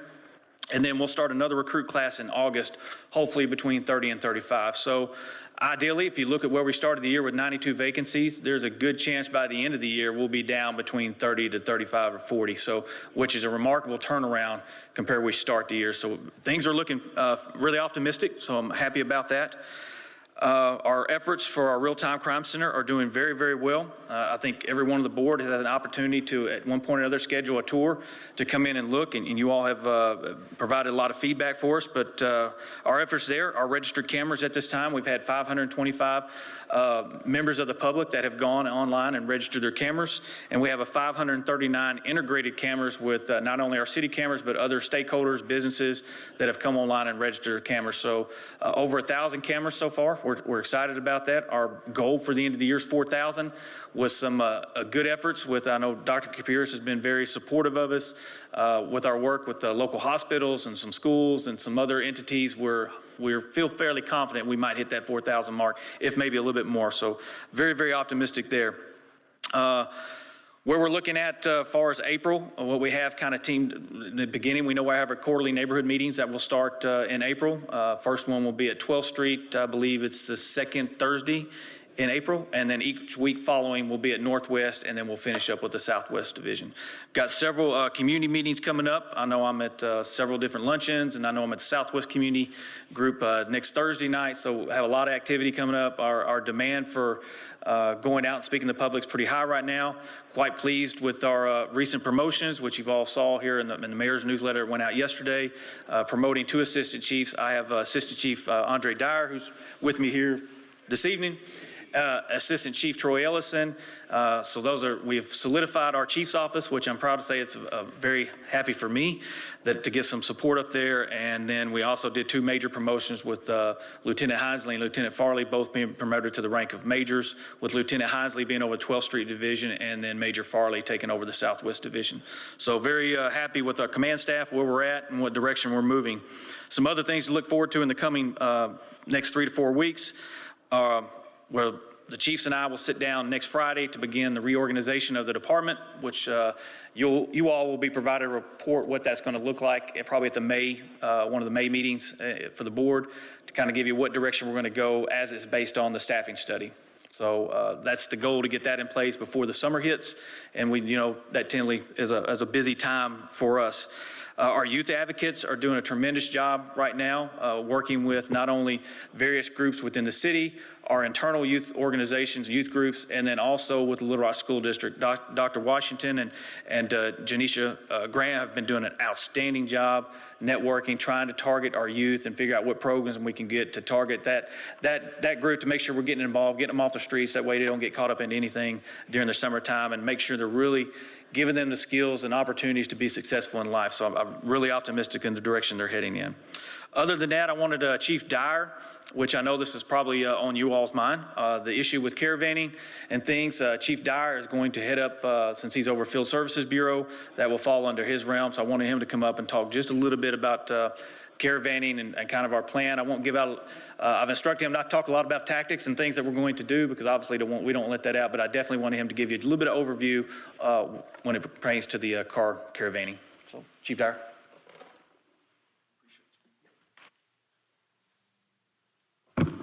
Good evening. So we were all surprised this last weekend by the events that occurred. Of course, we knew that there was an event that was scheduled. It was on and off, to the point to where it kind of surprised us at the last minute with the number of people that came in for this event. From what I understand, we had to clear the park of about 1,000 vehicles. By that time, we had personnel on the streets, somewhat short. It was a nice day, officers calling in sick and family, things like that. So the things that we had in place for that weekend was just simply not enough. Learning is half the battle. So we all know historically these are the times that a lot of these things are going to start occurring. Once the weather begins to change, there are going to be people coming into the city to do some of the things that have been put into place since the COVID pandemic happened. They call it Sunday Fun Day. Anytime the sun comes up and it's the temperature is higher than 80 degrees, it gets a little bit out of hand. But it's not just on Sundays, it's on the entire weekend. So some of the things that we're looking at putting into place is bringing more resources in on these weekends to where we could curtail some of these things that are going on. Of course, there's always going to be a point to where we will be outnumbered, but that does not matter. We're going to do the things that we can do in the manner that we know we can do them in it, and we will be effective in getting rid of some of the issues that we have. We're not going to allow anybody to come into the city and take it over, regardless of how many cars are on the streets. The way we look at things is as long as we take out 1, 2 at a time, it's like anything else. If you hit the bully in the mouth, the rest of the group will run. It's going to be the same way, and that's the attitude that we're taking towards this. So I need for everybody to understand, we identified, we know what has occurred.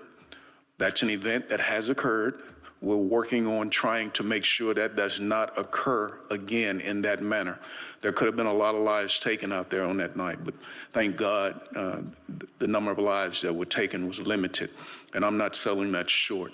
I feel for those families who lost their loved ones during that event, but we will put things in place to get that handled from this point moving forward. It's a little bit early for those things to happen. And so with that being said, we have changed some things up, and we do have officers that would not normally be working that will be working, including myself, moving forward every weekend. Thank you so much, Chief Dyer. Do you have any more comments, Chief Heldon, before we take questions? No, sir, that's it. Just other than things seem to be going very well for us. We've got still a lot of work to do, a long way to go, but things are still very optimistic and still excited about where we're headed. So with that, I'll turn it over to you and we'll answer questions as needed. Thank you so much, Chief Heldon and Director Green, for this thorough update on LRPD and 911. Director Hines? I'm sorry, that was up from earlier. Director Richardson? Yes, thank you, Mayor. Thank you, Chiefs, for your presentations. Chief Dyer, you made a reference to Sunday Fun Day, and under Chief Humphrey, I believe we had a response to that, an organized response to Sunday Fun Day, where we had directed patrols in the area where we had the problems the other night. And I think it started at the street crime level and then eventually involved some of our administrators. Are we still doing that? And if not, why not? Well, we are still doing that, and that's one of the things that I'm speaking about, some of the things that have been put into place for several years. And we normally wane down from those weekend details when it's not called for. But as I said before, Director Richardson, when we see that the weather is beginning to change, we bring those same resources in to deal with those same problems.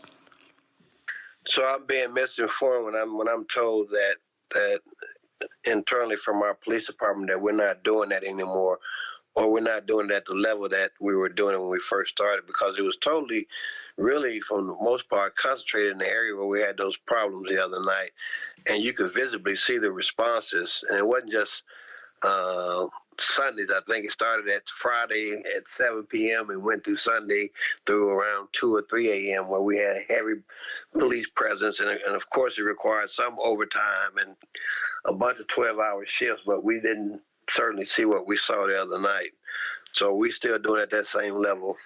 No, sir. So what normally happens is once that activity begins to wane down some, we take away some of those resources due to the overtime budget. We still have a street crimes unit that normally deals with those issues that you're talking about, but instead of there being 35 to 40 officers out there, we push it back to about 10 to 15 officers, and that's normally enough to handle anything that comes up on top of patrol that's already out.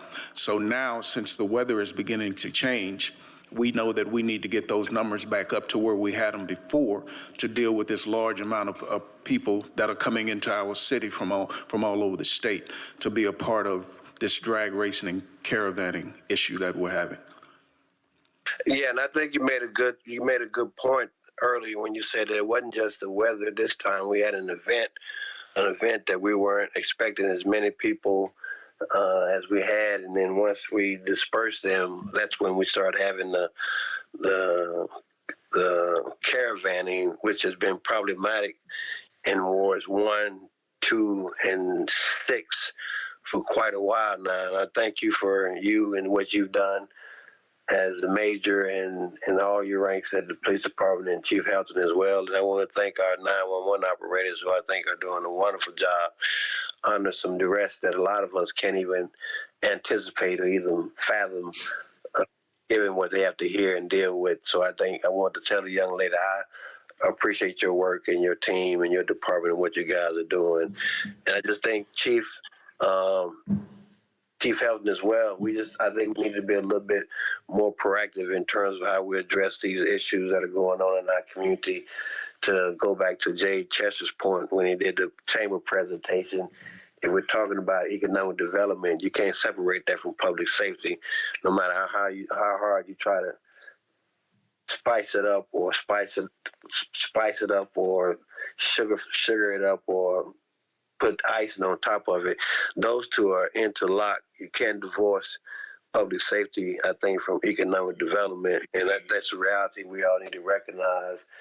And it is our number one priority. And I just suggest that we look at more proactive, comprehensive ways to address it. And it can be done. So thank you guys, and thank you, Chief, for your presentation. Yes, sir. And Director, just so you know, Chief Helton has given me the autonomy to utilize everybody that wears a uniform within this department to be a part of that, to be a part of this detail. So you will see a large presence from this point moving forward. We're going to utilize everybody within the department to be a part of this, and it's not going to be relegated to 1 or 2 different bureaus. It'll be all 3 bureaus. So.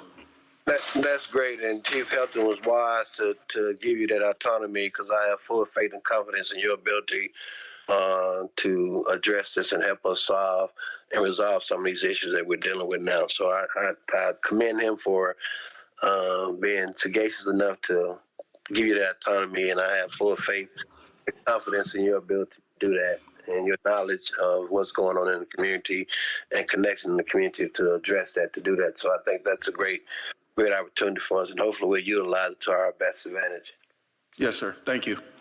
All right, Director Wyatt. Thank you, Mayor.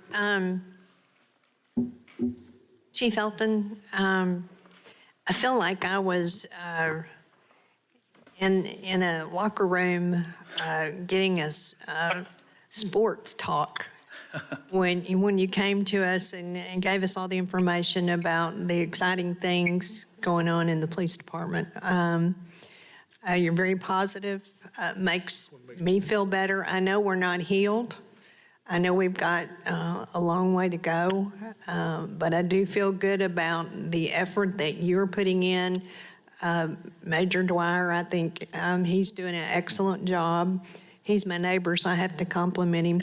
But my question is, I know you're hiring police officers from other locations, and they go through some sort of training before you let them out on the street. So after they finalize their training, are they immediately ready to work without additional patrol officers following around, that kind of thing? Are they ready to do their work? Yeah, most of them are, depending on where they come from, what agency and their background, how much law enforcement experience. To give you one example, we hired a lateral officer here a few weeks ago that came from Pine Bluff, was a 13-year officer, had a lot of experience. So his training time at the academy was only 2 weeks. He's now out riding with an FTO, being evaluated just to get acclimated to the city, but fully capable of doing the job as a law enforcement officer because they've had 13 years experience. So it really depends on their background, depending on how much more additional they will need just to get acclimated to the way the Little Rock Police Department functions. Our policies are pretty extensive, so to make sure they get caught up. Some agencies we're similar in policies. A lot of times we're a little bit different. And then some of our technology that we have is a little more advanced than what some other agencies have. So there's a little bit of an acclimation period, but we, most of the time that's very minimal, and we're able to put them out pretty quickly. And did you say you had 24? We have 24 in the current recruit class, yes, ma'am. And of the 24, how many are out on the street by themselves doing their police work? Oh, those are currently in the recruit school right now, those 24. Oh, okay. Yeah. Well, how many lateral police officers? We have one lateral that we hired. We hired him quickly because there were other agencies that were courting him. So we went on and grabbed him pretty quick. And then we've got roughly 10 or 12 is what we'll run in May, depending, hopefully everything checks out. Okay. Sometimes we'll get laterals in the process that we'll get going, and then they decide to stay at their other agency. So you run into those kind of complications every now and then. But it'll probably 10 or 12 is what we'll hire in May, and hopefully get those out. And I like those because they're a quick fix. Yeah, they're almost ready to go. Exactly. Yeah, I just didn't know about the time period after they went through training and they were actually able to work on their own, so that's good to know. My other questions, and Mayor, I don't know if you want to wait. I had some questions for our 911 director. You have the floor, yeah. Thank you, Chief.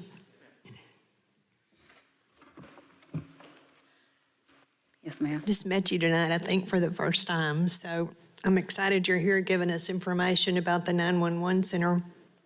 My question is, you made it a point to talk about the number of call takers that you have.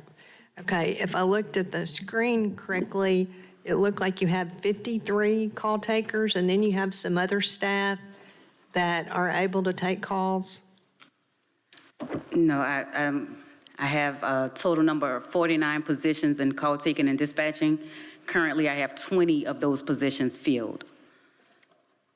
But you made a point to talk about you have call takers, but dispatchers, you're a little low on that. No, I'm saying, well, so as you come into, once you're hired as a call taker, and then you train up to become a dispatcher.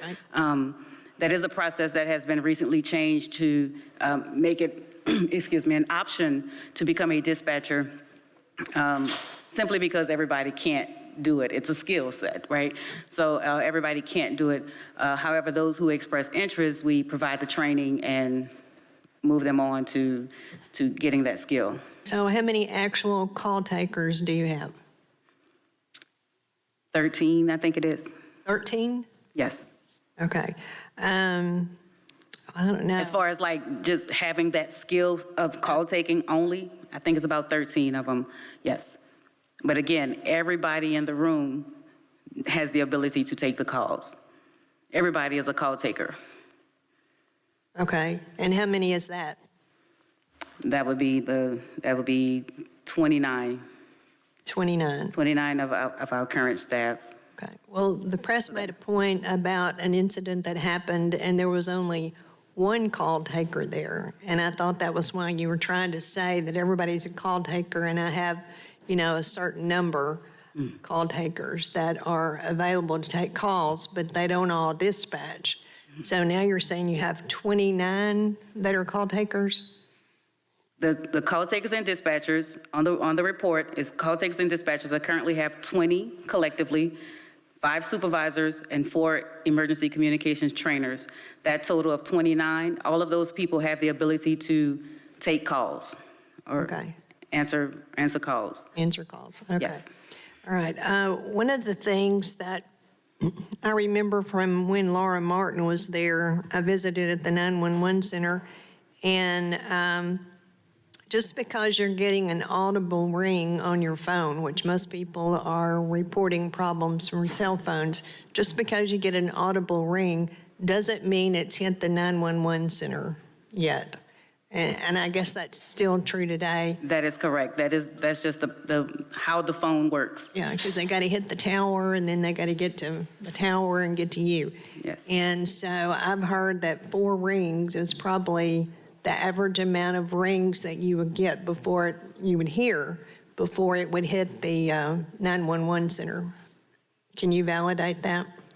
I cannot, but I will look into that. 'Cause I don't want to commit to it being 4 rings. Okay. So I will look into that, and I can let you know. Okay. Well, the reason I'm bringing that up is because I know I've had a car accident and I get really excited. My adrenaline's high and the phone rings 2 or 3 times, and the potential of it even getting to you after 3 or 4 rings is probably strong that it's not there. Director Weier, So that's the point I was trying to make. Hello? Yeah, Director Weier, we did that exercise with your neighbor when he was president of AT&T, and he wanted to prove the point that it does ring at least 2 to 3 times in your ear before it goes into the dispatch center. In fact, we did the test from our 911 center, and where the proximity of our 911 center is to the river. And when we called the test, it actually rang in North Little Rock. So those are some of but we did that test a few years ago, and it's 2 to 3 times it rings in your ear before it ever gets to the center. Well, I knew it was not immediately. When you hear the first ring, it's not there yet. And so people need to understand that they need to allow a little bit of time for it to get there. But I know they're excited. I know they're concerned. And so that's just a note to the folks that are making the calls. The other thing that I wanted to say was, in the news report I saw this weekend, this lady had said that she called 7 times and didn't get an answer. And you sort of addressed it in your remarks earlier, and that is that if you call and you hang up and then you call back, you go to the end of the queue. In other words, there have been other people that have called in and taken your place in the queue to get answered. So you and I visited about it just a little bit. It appears to me that we need to do some modifications to our answering system and put out some messages, like maybe after the 2 or 3 rings that you hear audibly, that you say, we know you're calling. Please do not hang up. Your call's important to us. Some sort of, that's probably not the right message, but you kind of get the point of what I'm trying to say. So people understand, okay, I'm not going to hang up because they've got me. They know I'm here. And then within a certain period of time after that, run the message again.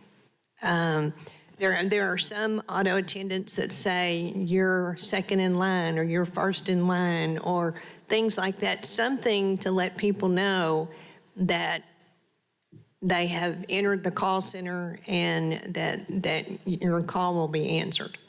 I think that's kind of scary. And I know, like I said, the adrenaline's up and everybody's, trying to do the right thing and get stuff done. But if we had something that let them know that they've reached the 911 center and to stay on the line, we'll pick your call up. And I guess the other thing is we don't have enough people. We do not have enough people to run the 911 center, so I'm glad that you are actively trying to have classes and recruit people for those classes, because we do not have enough people to staff the call center. But hopefully there's a way to let people know when they call in that stick on the line. We're going to get you. Make them feel like they don't have to hang up, because it's kind of, when you hear it on the news and someone says she called 7 times and nobody ever answered. She didn't say anybody called her back later. So that doesn't give confidence to our citizens that there's anybody there that's going to take the call. So that's the reason why I thought maybe we needed to make some adjustments to our answering to the calls to let them know that you're in the center, we'll take your call. So you don't have this hanging up and calling back and hanging up. And the fact that there was an emergency and how many other people that saw the same emergency that she did was calling the 911 center as well. Because we know if there's a wreck on the freeway or a wreck on a street, everybody wants to call and say, there's an injury, whatever. So all of us want to try to do the right thing to protect people when they have an issue like that. So that's just some comments. I hope that we can do something to adjust the calls as they come in to help our citizens know, where we are with the calls. Yes, ma'am. And I appreciate the work you're doing. Thank you. Thank you, Director. Thank you, Director Wyrick, and also just to members of the board. As we clearly know, there's a workforce shortage. Want to applaud the members of the board. You guys approved raises in December for our 911 personnel. Hence the reason why we're starting to see a bit of an uptick in those who are being hired. As Director Green shared, we got about 6 in the class. We got another class coming in May, another class coming in September. What we'll be bringing before the board, Director Miller, because I know when I say this, you're going to say, well, where's the money coming from? We're going to be bringing before the board. We definitely believe it's time to offer sign-on bonuses to 911 call takers, very similar to what we did to address the issues we were having in police. If you really didn't hear what Chief Helton has shared, as a result of this entire board and myself increasing the salaries to our officers, one, maintaining the number 1 stature as municipal officers pay, and then in addition to that, the $10,000 sign-on bonuses will be bringing before the board sign-on bonuses for call takers at the tune of $2,500. And so we'll bring that before the board to approve because that'll, Mr. Director Miller, that'll be an addition to the budget that's not accounted for right now. And so we'll need the board to approve that. And I think you guys, I don't see why you wouldn't, but that'll help entice more people to apply. As we understand, we need more bodies in these respective seats to take the calls. Now we'll go to Director Campiris, then Director Miller. You might have a few more questions. I don't at all. How long have you been the director at 911? Here in Little Rock? Yes, ma'am. Since October of 2021. And during that period of time, just as a rough estimate, how has your staff fluctuated, the number of people in your staff fluctuated? Well, we hire folks and then some folks resign. So it kind of washes itself. We have a few full-time employees who would transition to part-time employment just so they can have, I guess, more time with their families or responsibilities outside of work. So it kind of fluctuates, but it balances out with the amount of people we hire and then the amount of people that resign. So. And have you found any reason for that? The people have left. Is there anything that goes on at work that would make people not want to stay? My theory would be, since I've been here, would be resistance to change. Most people like doing things and want things to stay the way they've always been.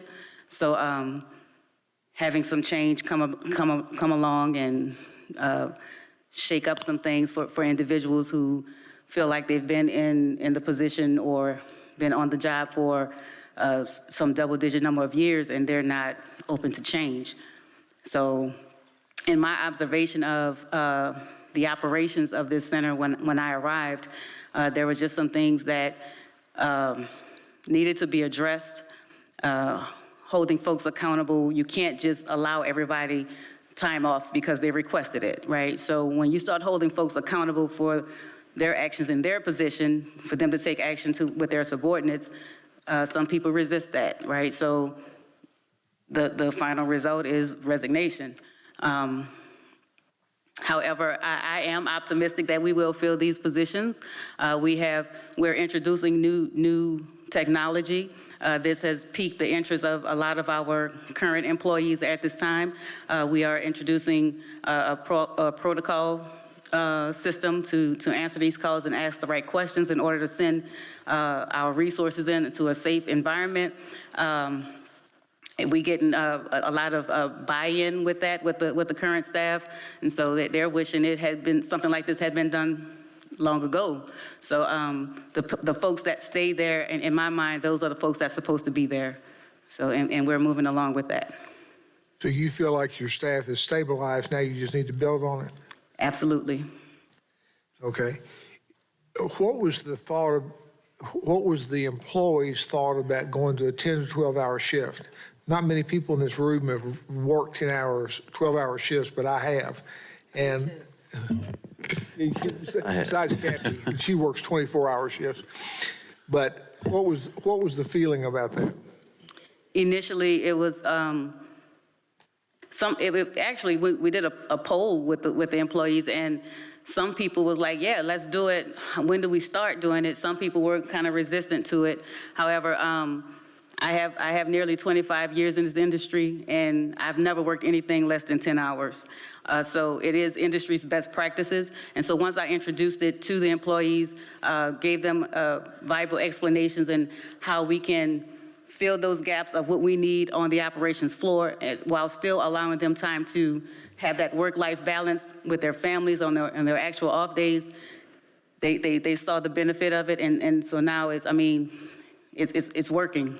It's working for us. So how many days on and then how many days off? Right now, when I introduced this 12-hour shift schedule, I introduced it as a transitional schedule. So right now they're working 4 days on, 2 days off.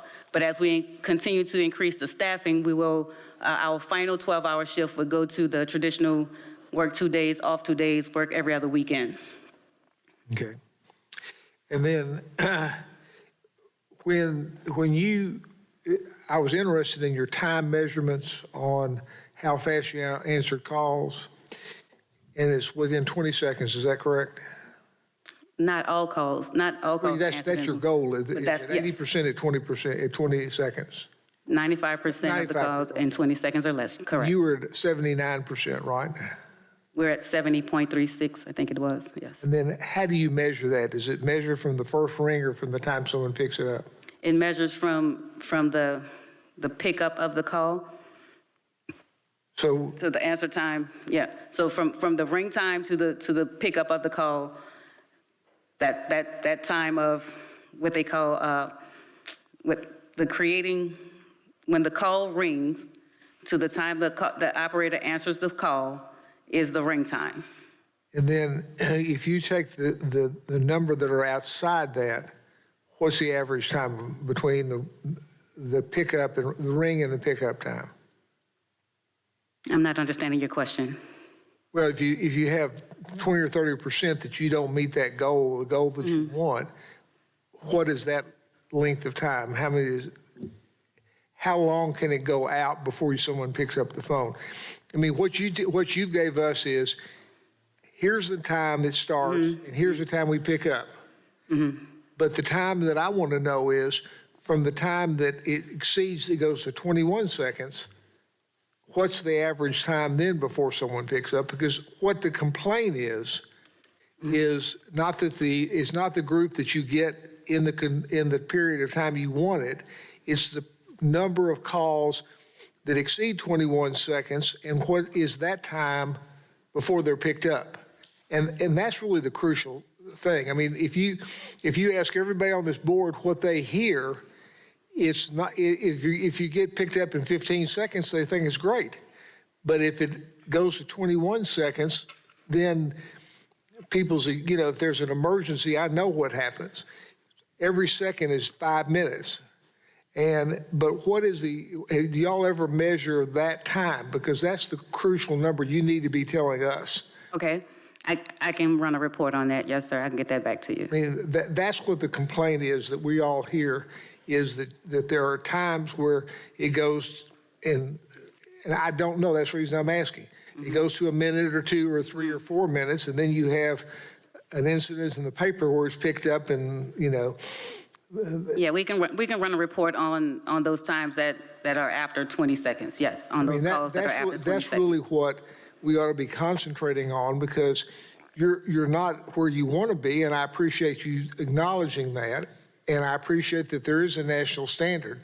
But what I've got to know is what the time is from 21 seconds on to do anything. So that we need that. The next thing is that you said that you thought there had to be enhancements to make people work better, and it sounds good, but tell me some ideas that you have that will fulfill that plan. Well, as I mentioned earlier, the call-taking protocol system, that will give us the opportunity to standardize our training, streamline. Everyone will be trained the same way. Everyone will ask the same line of questioning for every type of event. So most importantly, every caller will get that same level of service. This will indeed reduce the liability on the call taker. Right now, let's just say there's a call about a motor vehicle accident. There's no standard line of questioning for that type of incident, and you're thinking of what to ask the caller. I'm thinking of what to ask the caller. We're both thinking those questions are important and important information that the resources will need, but then we have to ask ourselves, who did it right? So how do we evaluate that performance, and how do we improve on it? So now, in introducing this protocol system, we can now enhance our training team and have a quality assurance team, so now they can evaluate these calls, find the trends and what needs to be trained on, and improve the performance of those individuals. Yes, ma'am, but I thought what you were talking about is enhancing the esprit de corps, the feeling of working together in the group and that sort of thing.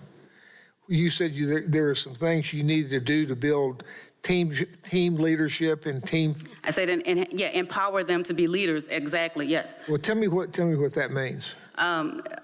So, from my previous employment, I was a director of operations there, and we did a leadership academy, a leadership boot camp is what I called it, for my staff there. So I wanted to introduce that to my leaders here. Of course, tweaking some information as well, but giving them the knowledge of how to exercise their emotional intelligence, how to identify attitude and behavior, just those basic leadership skills and understanding the staff and how they work with them. They have not been, what I inherited was some supervisors, although good at what they do and understanding the work that they do, they were not giving the autonomy to exercise in their position. So I want to loose those reins and let them have that freedom to make those decisions. And you don't have to ask management for permission for everything you do. You are a leader. And so just giving them that sense of power and letting them know that we kind of meet with our supervisors once a month. So we address things like that, understanding when to take action, when to use punitive measures, things like that. So where they haven't had that ability before, where they had to just keep pushing the paper along the way and having someone higher up make that decision, they're allowed to make decisions like that at their level as frontline leaders. So it sounds very, I hope you can implement it. How many hours a week do your people work? Well, it varies because their days rotate. So right now they're working 4 days on, 2 days off. And so every other day after their off days, the days rotate, working 4 more days on, 2 days off. So we have a set number of people who may have the same rotation, but they're gonna always overlap with other people. So you won't have the same people working every day. But it sounds like if you're doing that, they're working more than 40 hours a week. They are. 12-hour shifts is more than 40 hours a week. Yes. And that's what's recommended in the emergency communications industry. Well, have you looked at the airline industry and flight controllers and what they do? I don't think they let people work 12 hours. Work what? You don't think they work what? My understanding is they don't work people 12 hours because it's a high pressure job. I mean, it's, and so, I mean, if you add it up, it sounds like you're at 48 or 50 hours a week that you're working. Again, this is just a transitional schedule. As we continue to build and increase the staff number, it will be more relaxed where you're working 2 days on, off 2 days, and then you'll work a weekend. So now you have folks that need to be off on weekends, and this will give you better control of your schedule and how you plan your life on your off days. And sometimes you have days of the week, during the week that's off, sometimes you have the weekend off. And so that would be the final schedule as we can continue to increase staffing. And then my last question, then I'll go to Chief Helton. You said that basically in the 2 years you've been here, okay, that it's been a few in, few out, but the net, it's been a level. Why do you think, if during this period of time where you've been in charge, there's not been a rise in the number of people staying? Well, I would say that this staffing issue and the in and out, people transitioning or statuses of transitioning has been happening far before my arrival. So it's a process that happens. It's part of the. Yeah, Director Capiers, the staffing fluctuation 911 predates her. I mean, even before, since I've been here, it's been the same way. And before that, I think it's not lost on the city board that there's been staffing issues in 911. Again, we continue to increase the salaries. It's a pretty hard job. So I agree with you. I just was trying to figure out where the problem is and why the net is not going up. But thank you for your report, and I wish you good luck. Thank you. Chief Helton.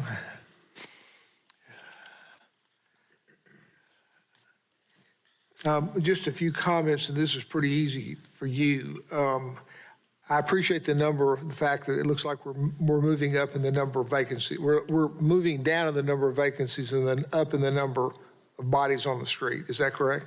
Yes, sir. Yes, we made a little bit of progress. So when you get to what point do you start permanently putting people back in neighborhoods?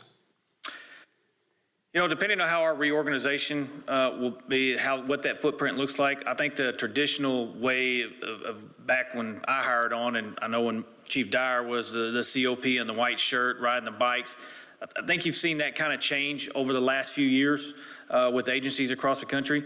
To me, every officer in this organization should be a community police officer, shouldn't be designated just by a unit. Every officer should be out in the community. So how we evolve that to where it fits the needs of our community, hard to say what that number will look like because I don't know what, you know, our profession is changing very, very rapidly. The amount of things that are going on, the needs, you know, Chief Dyer was talking just a second ago on the detail, for example, those needs fluctuate depending on how, you know, we might have a month where things are heavy and then all of a sudden our efforts puts a dent in things and we see it slack off. So then we utilize those resources to other things because we get a lot of directed patrol requests, extra patrol requests, other special assignments, and then we pull people from other divisions.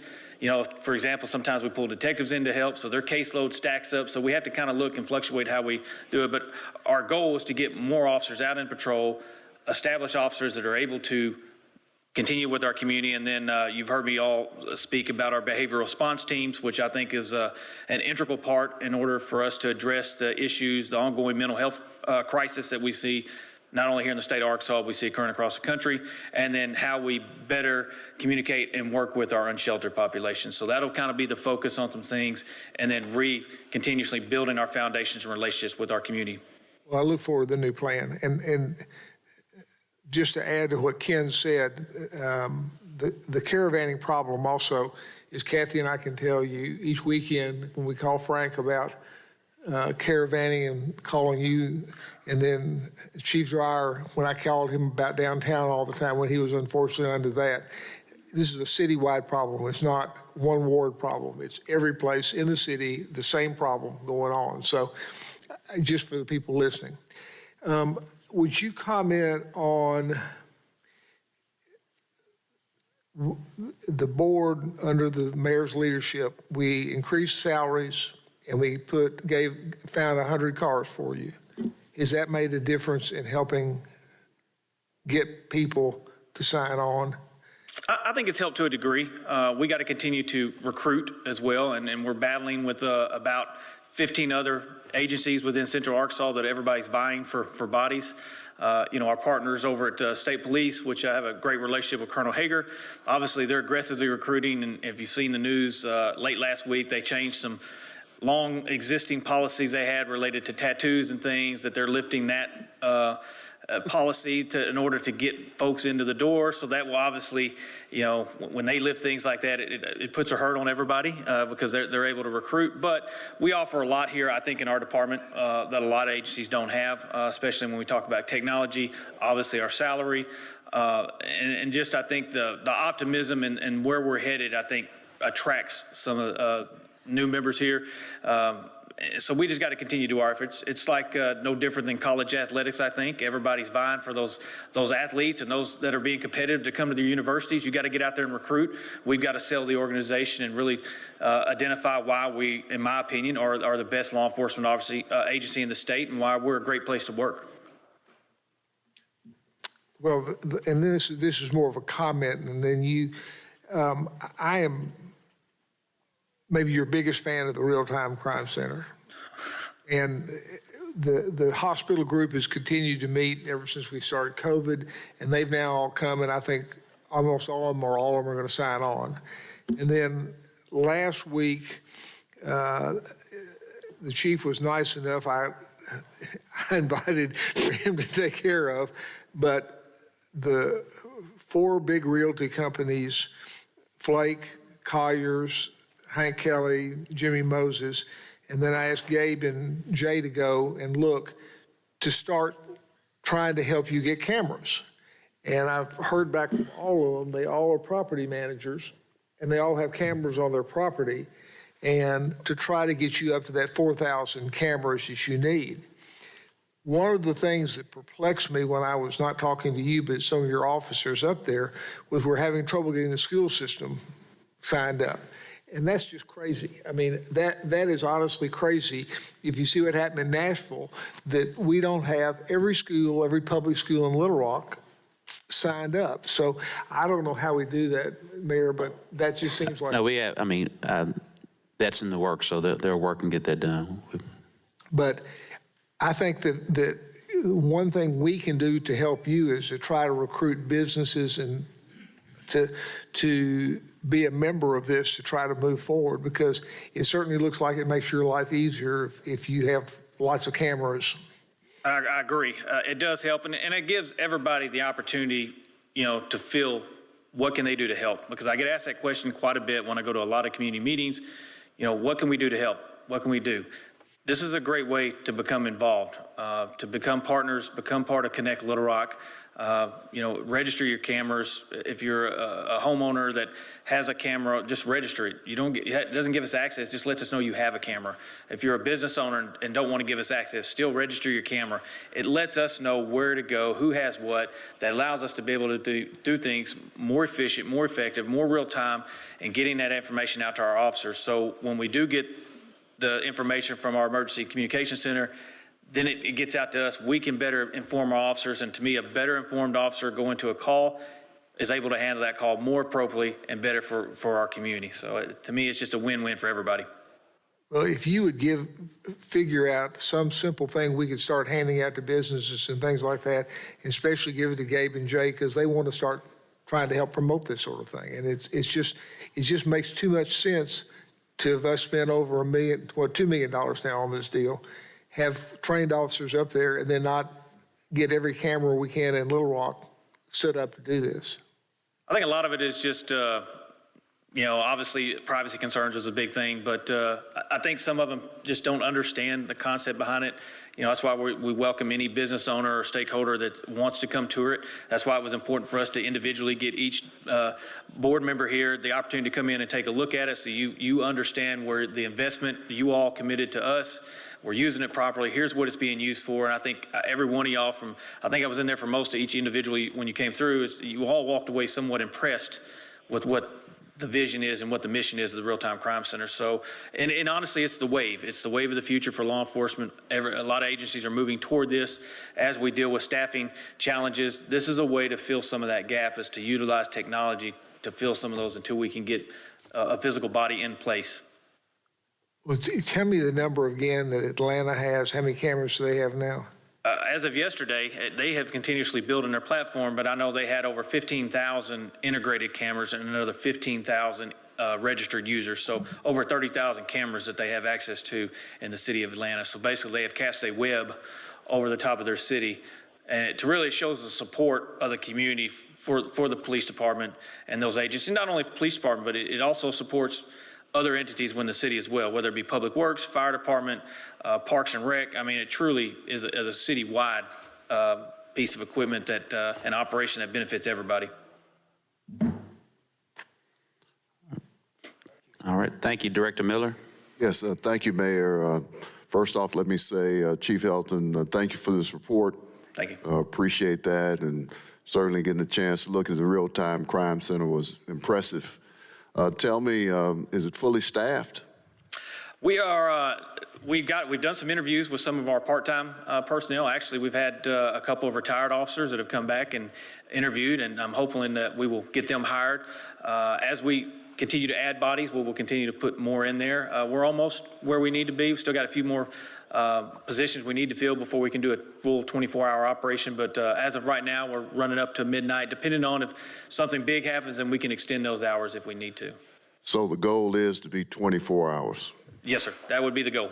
Okay. And so you got capacity in there for how many more bodies?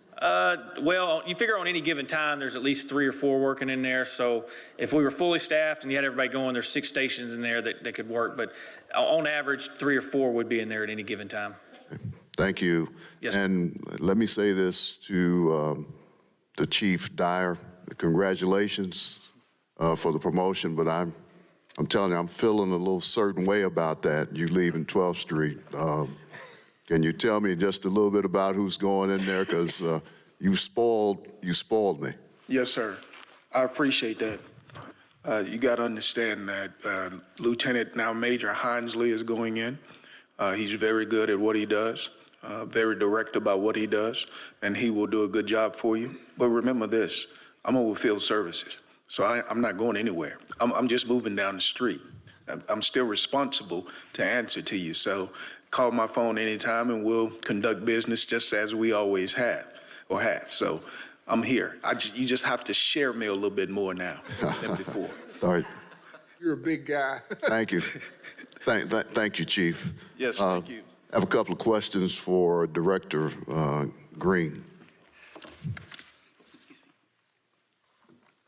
First off, Director Green, but it is a tough job that you do. I really appreciate several weeks ago, or however long it was, that you gave me a tour and showed me what was going on. And it's a lot going on. Yes. All the time. And so I appreciate the work that you've been doing, and certainly the staff. And, you know, I wanted to let you know, I know it's a tough job, and I know you're working hard at it. Thank you.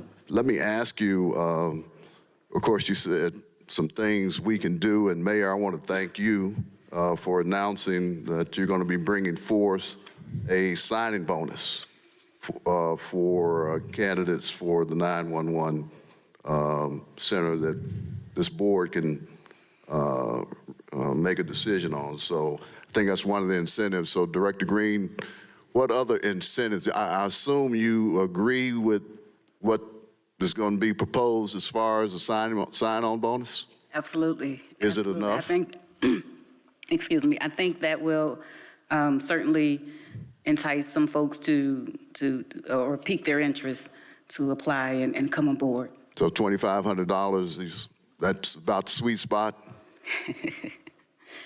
It's a good start. Okay, thank you, I hear that. Let me ask you, as it relates to the Classroom Academy, and that's, I guess, your pipeline for people, how many do you have in there now? How many ideally do you need to have in there? What's the success rate of people that go in there? Just a little bit about that. So the Training Academy is a 16-week, training process. 6 of those weeks are in the classroom. The other 10 weeks is when you transition to the floor, assigned to a trainer, and exercise what you, or apply what you've learned in the classroom. So most times we get to keep all of our students. I think what happens is by the time they transition to the floor and they see everything in action and all the moving parts is what kind of discourages them, and then we may lose them early on from then, which has then given me the idea to enhance the hiring process or the interview process to allow them to shadow an employee during their interview process, because they're not really sure what they are applying for and what they're going to embark upon. So but instead of expanding all those resources in training, and then someone quits, let them kind of interview us, if you will, and allow them to shadow. So that's what I'm working with HR and trying to develop a concept or a process for that. So how many can you ideally hold? So right now, the classroom, I think we have a setup for, 12 computers. So we typically shoot higher for a higher number, because by the time they go through all of the preliminary testing and all of these other challenges, based on what'll come back on them, fingerprints and what have you, we try to land on a number of 12. That's what I can fully hold right now in the classroom. I would like to expand that if I had some more equipment and space to do. But on the other side of that, I still need to create more trainers to receive those folks. So logically, it doesn't make sense to bring in a large class that I can't accommodate on the floor when it's time for them to transition on the floor. So in between those scheduled new hiring classes, we schedule the certified training officer class, because it is policy that you must be trained by a certified trainer. So that's a class in and of itself to enhance the skill set of our employees who are interested in becoming a trainer. So. Okay, so let me follow up a little bit on that. So, of course, the sign-on bonus, that's great. That's a start. You said so ideally, because I'm looking at, you know, in addition to how the mayor wants to help you and this board wants to help you, I certainly want to hear, you know, how you feel we can help you, certainly with those things. But I'm hearing you say, ideally, you need more space. Ideally, you need more equipment. Is that what I'm hearing you saying? Yes, sir. Ultimately, I would like to relocate the center. That is what actually needs to happen. The center is in a very vulnerable area of the city. It's easily accessible to the public. There's no parking, there's no lighting. Employees park blocks away and have to walk in because we are a 24-hour facility. So it's been times when they've been approached by some of the homeless population, and it's not safe for them. And we don't have enough room. We don't have enough office space. We don't have enough. We don't have a training room. We don't have a decent break room. We would need something like a decompression room so folks can have time to go and take a break away from the floor. So it's a lot of other amenities that we would need that I would like to provide for the staff. And so that's a big deal. That's a major project that I would like to have some help with doing. So who do you communicate that with, that you need all this? Well, I mean, have you shared your vision? I have shared bits and pieces of my vision when I meet with the mayor every other week, and so it's just a matter of I want to have a full package to present to him. So I'm in the process of getting some numbers and seeing what it'll cost. I have a space in mind, a location in mind, and so I want to. I'm getting some estimates already drawn up. So when I do present this to the mayor, I want to kind of have those questions already answered. And Director Miller, I mean, something of that magnitude, that 911 location has been there as long as it's been the old police headquarters. So it's not something that will happen matter of quick. Right. At the end of the day, it's going to cost a couple $1 million, right. and we're going to have to fund it. And so that would have to be a part of more than likely a sales tax to figure that out for the long term. So it's still in its infancy phase right now. So again, I'm still gathering information in order to. And you guys are going to have a lot of questions before, and that's the reason why you haven't heard anything. We want to get that ironed out first. Okay, well, maybe I don't want to get too far ahead, but. Sounds like you're in favor of it, so we're grateful I already have a vote. So, I'm glad you are, getting that concept all together. So let me ask you on a different line, the presentation that you made, you were talking about the call answer time and the national standard. That 95% of calls that are answered in 20 seconds, that's national. Is that the current national standard? Yes, it is. So is there some evaluation body that comes in and evaluates 911 centers and give you a stamp of approval? I mean, what, are you furnished this information? Does somebody come in physically and take a look at the 911 center and evaluate that from a There are national organizations that are what they like to call themselves the voice of 911, NENA, the National Emergency Number Association. You have APCO, you have all of these public safety organizations and associations that are already established, that set these standards. So, and periodically they take surveys, or they'll send surveys out to PSAPs or call centers to participate in different surveys to get numbers and data on what's going on around the country. So they don't physically come in and do that. You supply them information through a survey, but do they actually come in and evaluate you? No, they do not. However, these organizations are large enough to they conduct yearly conferences. So when you go to these conferences, you kind of meet up with the big wigs, if you will, and you discuss the industry standards and the best practices, and you find out what's coming down the pike from that avenue. And every state also has a state chapter of that organization. So we're working together as a state as well as nationally to have these standards communicated along the way throughout the industry. Okay, in my mind, I was thinking someone's coming in, they're evaluating you, and you get some grade.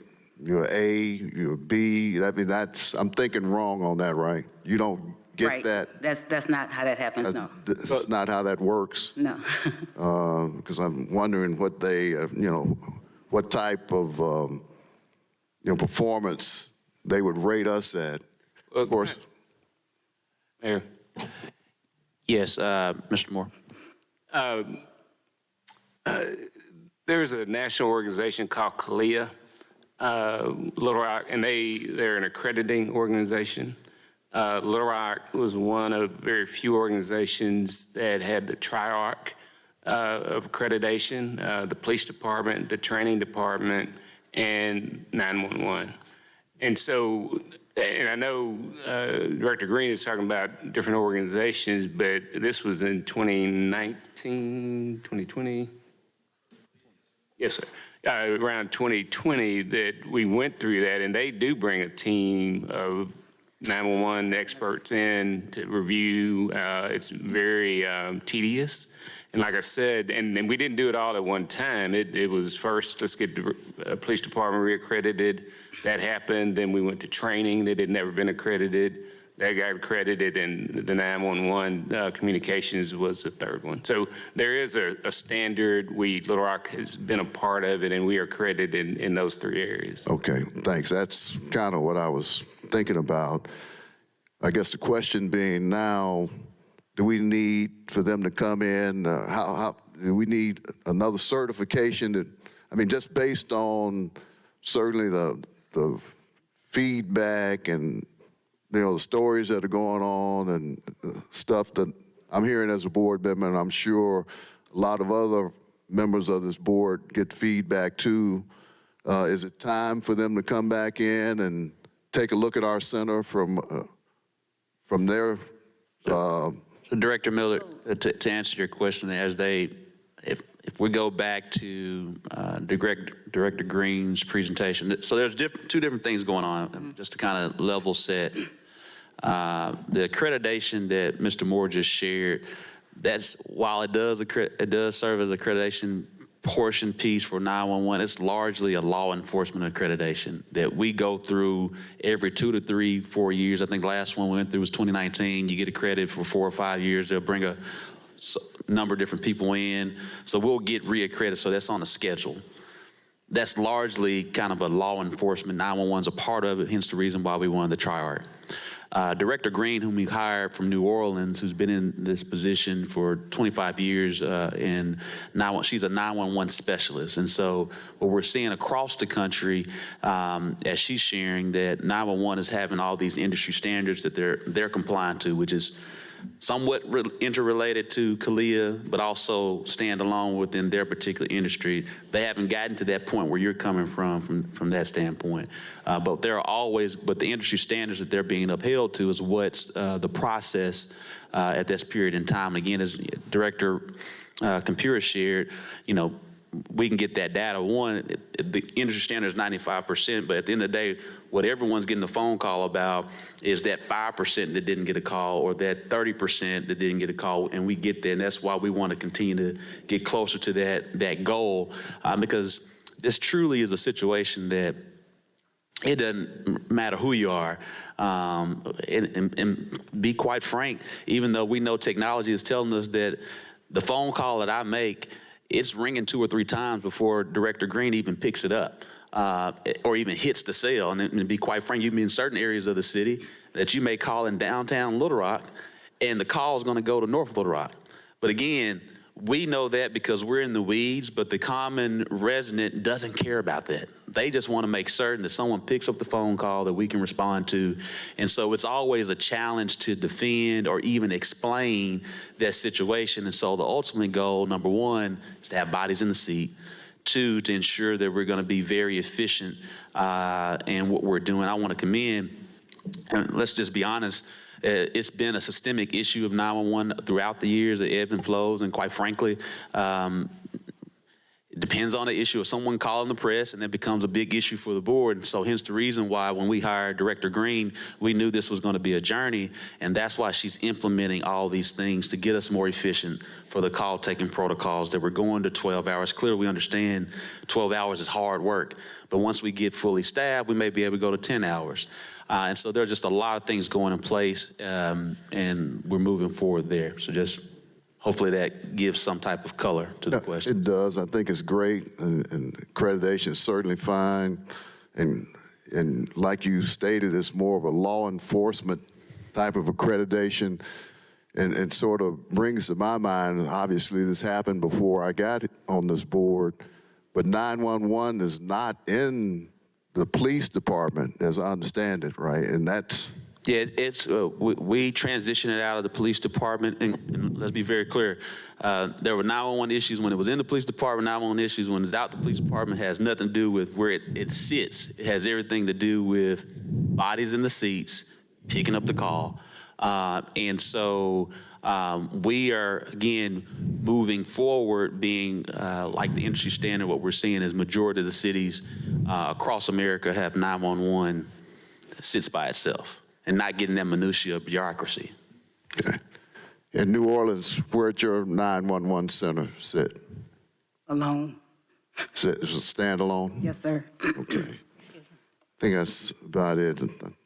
Director Computer has asked a lot of good questions that I had here. So thank you again. I want to tell you, I appreciate the tour that you gave me, and appreciate what's going on there. It's a tough, tough job. Certainly stuff runs downhill. When we get it, it's rolling downhill. and so, again, thank you. Thank you, Director Millen. Before I go, members of the board, it's not financially prudent to build a new 911 center until we can get some stability in the staff that's in a 911 center. I want to be very clear there. We have to shore up staffing before we can even consider that. In the meantime, we'll have to look at some different things in regards to just helping with the employees. They're very similar as, when we recently, the board approved for many years that the 12th Street substation, there were some issues with our officers even transitioning throughout shifts. And so now, if you all approved recently, and Mr. Moore has been doing the lion's share of the work on getting things together with our public works and shutting down 13th Street to put some gates and some things of that nature. It's a lot of things that we can do to be helpful with 911 until we can figure out the stability from a staffing standpoint before we even consider a 911 center. I want to be very clear. There's not a 911 center proposal until we can get stability with the 911 staffing. Director Hines, and then I got everybody's list. I'm coming to you, Director Adcock. Director Hines. Thanks. Director Green, I just had a couple. So the 95% 20-second standard, is that from NENA? Yes. National Emergency Number Association, correct? Yes. And isn't that their secondary standard? Isn't that their secondary standard, 95% in 20 seconds? Isn't their primary standard 90% in 15 seconds? Yes, it is. Okay. Can you get me the data on what our current,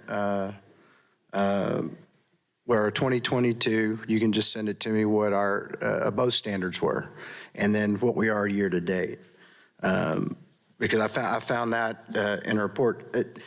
Did you ever see the CPSM report that was done, right? Probably about the time you were starting, the Center for Public Safety Management? Mm-hmm. Have you seen that report? Yes, I have. Okay, cool. So you were aware that we were answering 80% under the first standard and 85% on the second standard in 2020, and then in 2021, we were at 73% and 79%. Yes, sir. Okay, cool. I just want to make sure we understood the standard, because we were certified by CALEA in 2020, so they came in and looked at us. But That's a good deal. On your 4 on, 2 off, are you requiring mandatory overtime right now? It's not a mandatory overtime, however, with 12-hour shifts, it is a built-in overtime. Okay, so you're not requiring, say, if somebody calls in sick, you're not requiring anybody to work an extra 4-hour shift or anything like that? No, because there's still voluntary overtime available if needed, if someone pulls up sick or calls in sick. But no, it's not a mandatory overtime as it was before. Okay, super. Well, I appreciate it. That's just the clarification I wanted to make sure of. Thank you. You're welcome. Thank you so much. And Mayor, one other comment though. You know, I've got a little history here that predates your election to mayor, and we seem to have gone through this process back in about 2018 after the nightclub shooting.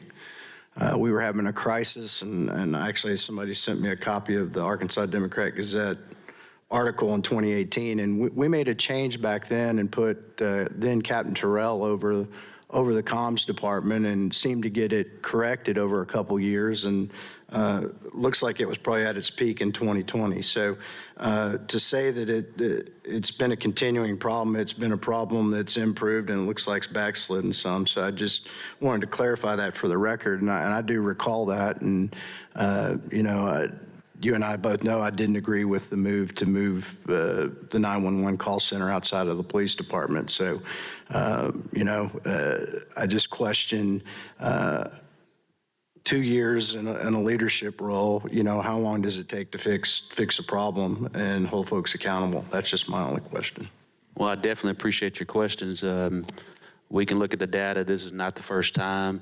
It ebbs and flows, but definitely appreciate your comments. But as you shared, that's the decision I made. That's what we're sticking with. Good. Thank you. Director Lewis. You said Director Phillips? No, Lewis. Then Director Adcock. Yeah, I took my hand down, but I just wanted to, it was after Director Richardson's comments. He pretty much addressed some of the questions and concerns that I had addressed to the board and the mayor last night, actually, in regards to Sunday's events. So I just want to thank you all for giving your presentations today. Do look forward to the future efforts of what can help curb this negative activity that's going on, that has taken place, so it doesn't happen again. And just thanks to the mayor for allowing these presentations today. So thank you. My pleasure. Director Adcock. Hi. I'm the person that requested this. We've received lots of telephone calls from the neighborhood people wanting to know, what are we going to do about the problem? We've had it in the press, on TV, and in the newspapers that there's a problem. And so we cannot do a solution until we know what the problem is. So you've answered lots of these questions that I had, but how many of the people that are employed with you right now have been here since you started? And the reason I'm asking is the city of Little Rock has always had a wonderful group of employees, and we have employees that spend 20, 30, 40 years here. So do you have any of the old employees still employed? Yes, ma'am, I do. Okay, how many years do they have? I have an employee that's, the longest that I know, has been there about 33 years. Okay. Well, I find that really helps when we have the history. Like Director Hines was saying, we did have some problems back in the early 2000s. And so we're now looking at some of the same problems. So if you was going to tell me 1, 2, 3, what are your top 3 problems? Obviously, staffing, operations, and training. I would say that. Operations and training. Staffing, obviously, we need to enhance the staffing numbers. The operations, I think when we start talking about there was a problem in the past, it was corrected, and then we're back on the downside of it. But at what cost are we sacrificing the education and the enhancement of the skills of the employees? Because now I'm bringing in that education or exposing them to these different opportunities to be educated and understanding what's going on in the industry across the board. And so it's making them wanting to be a part of that and grow and help grow their own center. Training, I would like to move the training to the forefront of the department. So we are revamping the entire training division. Again, allowing this and introducing this protocol system is going to streamline our training. It's going to give us the data we need to address those trends and in the areas where our employees are having trouble. And so we can address those things immediately, give that feedback, and help them improve on their performance. So those will be my top 3 things, and I think we are addressing those issues right now. At what point do you feel like you can go back to an 8 to 10 hour shift? Well, there's never been a 10-hour shift, and I don't see us going back to an 8-hour shift. 8-hour shifts has been proven to be inefficient in this industry, and it even here, it allowed too many holes in the schedule, and so it wasn't enough.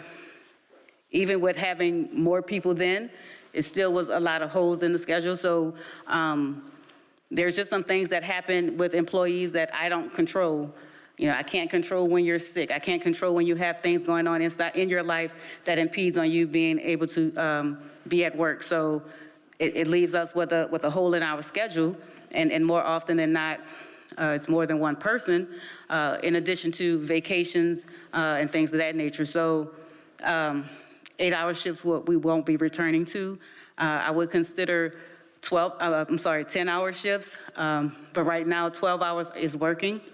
The 12-hour shifts is working, and we're getting the job done. We're able to get other people trained on other positions and other skills, and so we've been checking the box with that. So now we have more people that can do dispatching, so now it's not always the same people that's dispatching. So now we can spread around and rotate to different positions, and everybody can work equally. And I believe that you said that you do not have a Spanish-speaking person on staff? I do not. Okay. We have, I think, around 20,000 something Spanish-speaking people, so I would hope that maybe when we're looking at recruiting, we can really recruit someone that does speak Spanish, because I know that's a big need in our community. It is a need. However, I would love to have a Spanish-speaking person on the staff. However, it will not negate us having the interpreting service as well. So, you know, because then it will put a lot of liability again on us as to having this person translate or record the proper information, and no one else in the room knows if it's accurate or not. So we like to transfer that liability to paying for a translating service as well. So, but it will also diversify the environment. So I'm open to it, and I also recognize that we do need to do more recruiting or enhance our recruiting efforts to target more Spanish-speaking individuals. I think I, as a woman, would suggest that you take a lesson from the gentleman sitting behind you, Chief Hilton. When he got his big new police station and everything, one of the first things he did was invite the city board to come out for a visit. And I would suggest, if you want us to see your facilities, that you need to invite us out for a visit, one by one.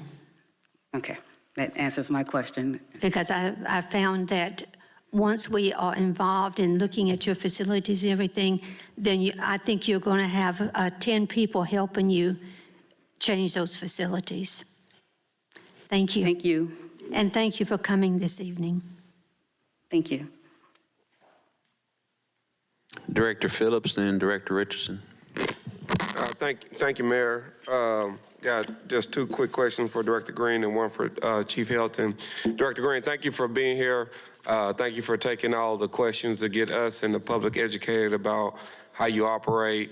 I hope you leave here and you can tell your staff that there's 10 folks at the board of directors who is concerned and supportive of you and your staff, and appreciative and grateful for what you do, being the front line for our city when people are in the most emergent situations. So I want to say that publicly to you and your staff. We are grateful for what you do. Thank you. Secondly, I want to make sure I understood some things. I understand that there are positions listed on the website now to hire. Well, when someone gets hired, they immediately go to that 16-week training. Am I understanding that correctly? So, yes, once they get hired, once they go through the interview process, get selected, they come in, they do their orientation, and yes, they would commence their 16-week training period. The first 6 weeks is in the classroom, and then they transition to the floor. Okay, and that's why I want to make sure, because I want to spread the word to try to get you more people, and I want to make sure that people understand that it's almost like becoming a police officer. You got to go through the academy before we put you in the field, so to speak. I did not appreciate that until tonight, so I appreciate you sharing that. Absolutely, and can I just say that I think that's part of our problem with understanding what we're doing in 911. This is a real profession. This is a real industry. This is an industry that has kind of moved from under. History has it where 911 centers always did reside with some law enforcement agency. However, over the years, this industry has evolved enough to stand on its own two legs and create its own system and processes. So I just want to point that out, that it is a process where there is a certain number of hours of training that's needed in order to continue your career as a emergency telecommunicator, just as it would be for a police officer or a firefighter or a medic or anything else. And so that's why we want to promote that we are part of the public safety partnership with law enforcement, fire, and medical. And so we're here to carry out their needs, as well as all of the resources needs, but also we are the first responder. And I don't know if you all are aware that there is a bill to nationally reclassify emergency telecommunicators as first responders. And so I've spoken with Ms. Cox about that sometimes, so we're waiting to see if that's going to come up in the legislative meetings as well.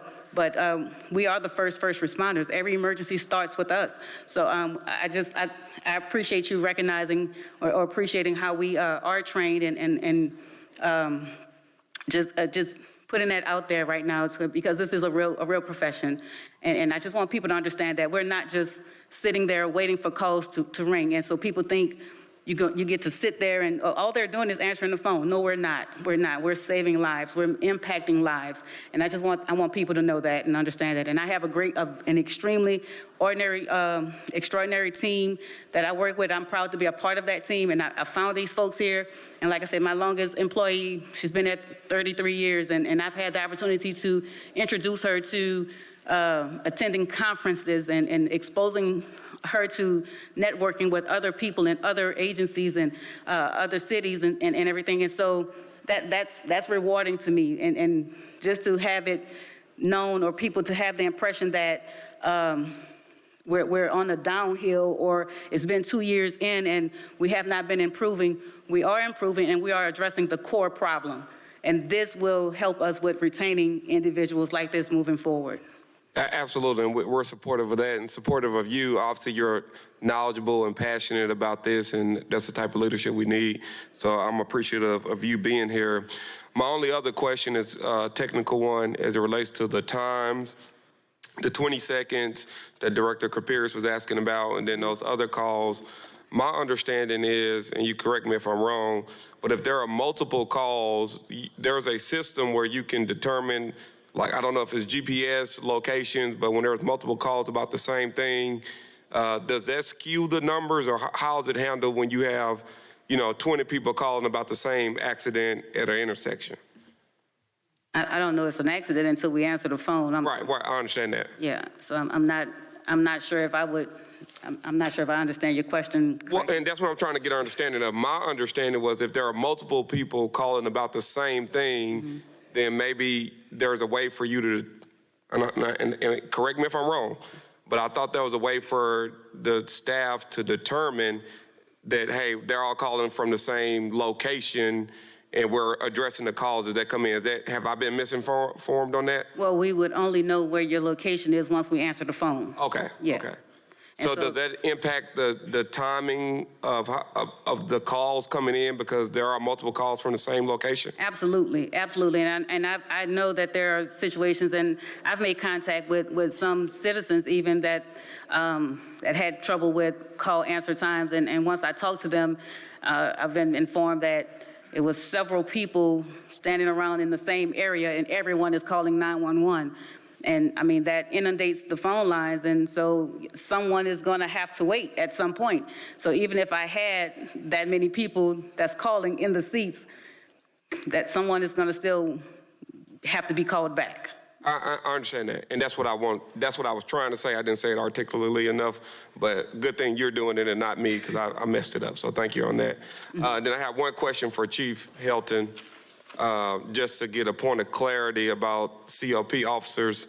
Yes, sir. When you said that everyone should be a COP, was that kind of just hyperbole, or are we really training each person to have the cultural competency and the demeanor to be able to interact with people in neighborhoods? Because I understand that that's a skill set too, right? Everyone can't be, in the neighborhoods because it takes a certain skill set. So are we training everyone to do that, or are we just saying, ideally, we wish everyone could do it? No, I'm not up here just saying it's ideally. No, that's the way we should be training our officers. That's the way we will train our officers to make sure they're able to engage every part of our community, whether you're on the south end, the east end, West Little Rock, South, wherever, Midtown, in the Heights. You should be able to communicate with any demographic within the city. That's the way we are training our folks. We're definitely cultural competency. Our right training, which is emotional intelligence, racial, cultural diversity, all those things are included in our academy. So that's where we're going. It's the old days of just simply taking a small group of officers and saying, you're the only ones that are going to be our COP officers. No, everybody in this organization, from the top down, all the way to the bottom, lowest patrolman in the police department, every one of us should be community police officers. So, okay. And that's where we're going. It's not just simple words. It's the truth. So we have ongoing training to make sure that everyone is able to respond and interact with folks in a way that is desirable. Yes, sir. Okay, understood. Thank you. That's all I have, Mayor. Thank you, Chief, Assistant Chief Dyer, and Director Green. Thank you for your time. Director Richardson, then I believe Director Peck, is your hand up? Thank you, Mayor. Just 2 quick points. I'm getting somewhat uncomfortable because it seems like, and I don't want to fall victim to it, it seems like a lot of our questions are devolving from public policy to micromanagement of a department.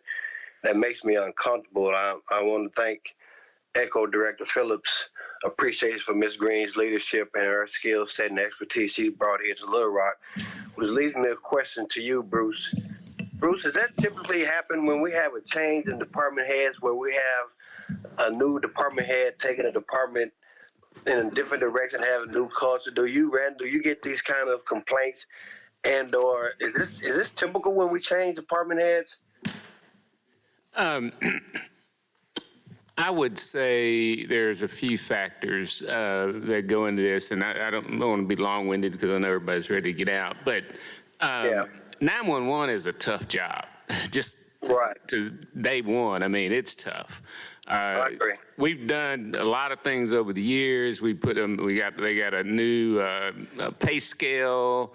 We mentioned a $2,500 bonus, but they also are eligible for another $2,500 if they move into Little Rock for an apartment, $5,000 if they move into a house.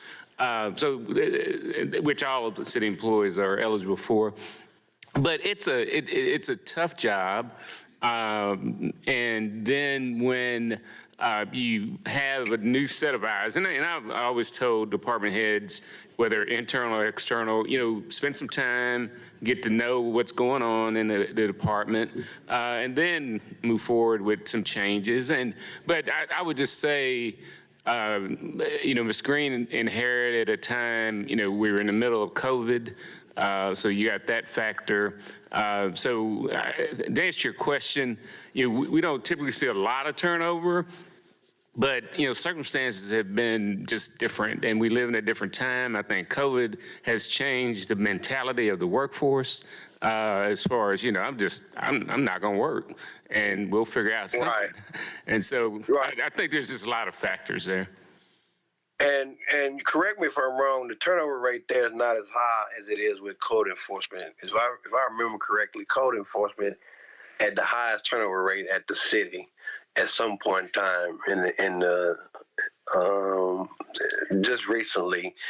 And I think that the point that you just made was obvious. I think she's bringing in a new skill set. She's bringing some expertise and a different way of doing things, which makes some people uncomfortable sometimes, but I don't think their turnover rate is high as code enforcement. And you mentioned it, she mentioned it, and the mayor mentioned it. She inherited some things that she didn't create. Was those mandatory 12-hour shifts a part of that? Because, about 2017 or so, when we had an uptick in crime, I think we had mandatory 12-hour police shifts. Was that somehow connected with 911? Now, what we did in 2017 was we did mandatory 4-hour overtime shifts. So everybody had to do at least a 4-hour weekly mandatory shift. If you remember, we went in the police department to 12-hour shifts. And again, Chief Buckner at that time polled the force, met with the unions. They were all supportive. Then once we got it implemented, there were some pushback. Again, another change. So that's when we kind of pushed back over the 12 hours and went to 10. But no, that wasn't. She didn't inherit 12-hour shifts. No, that was something that's been implemented that she felt was sort of industry standards. Based on her knowledge and expertise and skill set. That's something that she's been, okay. I'm all in favor of that. I don't feel any more comfortable telling her how to run that call center than I would telling Dr. Compeers on how to operate on a patient or Director Phillips on how to defend a client. That's not my level of expertise. I believe we hired her because of that. And it sounds like she has a plan that she is working on, which connects to the mayor's comment about us closing off 13th Street. That was part of a 12th Street corridor plan. That wasn't just something that was unilaterally some set aside arbitrarily. That was part of a plan. And it sounds to me like she's working on a plan. And I want to thank her for her work and what she's doing, and let her know that she and her team are very appreciated, and that our public policy is not governed by the media. I mean, typically, to go back to Jones' point, if we have interest in those areas, rather than to wait on the invitation, we go see them ourselves. So just want to thank her for her presentation and both chiefs for being there tonight. Thank you. Director Peck. I'm going to be so brief, but I think this is important. I like to try to end on a positive note. And a constituent of mine who you actually met last night at the Ward 4 infrastructure meeting sent this to me. I'll paraphrase. So on March 17th, this was 11 days ago, on St. Patty's Day, a friend and constituent of mine woke up about 5 a.m. Her husband, who's about 70, was breathing weird. She asked if he was okay, and he said no. And she tried to help him to the bathroom. He was too weak to stand up. She was terrified. She called 911. They answered on the third ring. Within 5 minutes, there was a fire emergency vehicle there and an ambulance and 5 men. It took 4 of them to carry him downstairs into an ambulance. His pulse rate was 20 with no detectable blood pressure. If they'd had to wait 10 to 15 minutes, he would have died. And you met him last night. So I always like to end on a positive note. So thank you. Thank you, Director Peck, and thank you to 911. Meeting adjourned.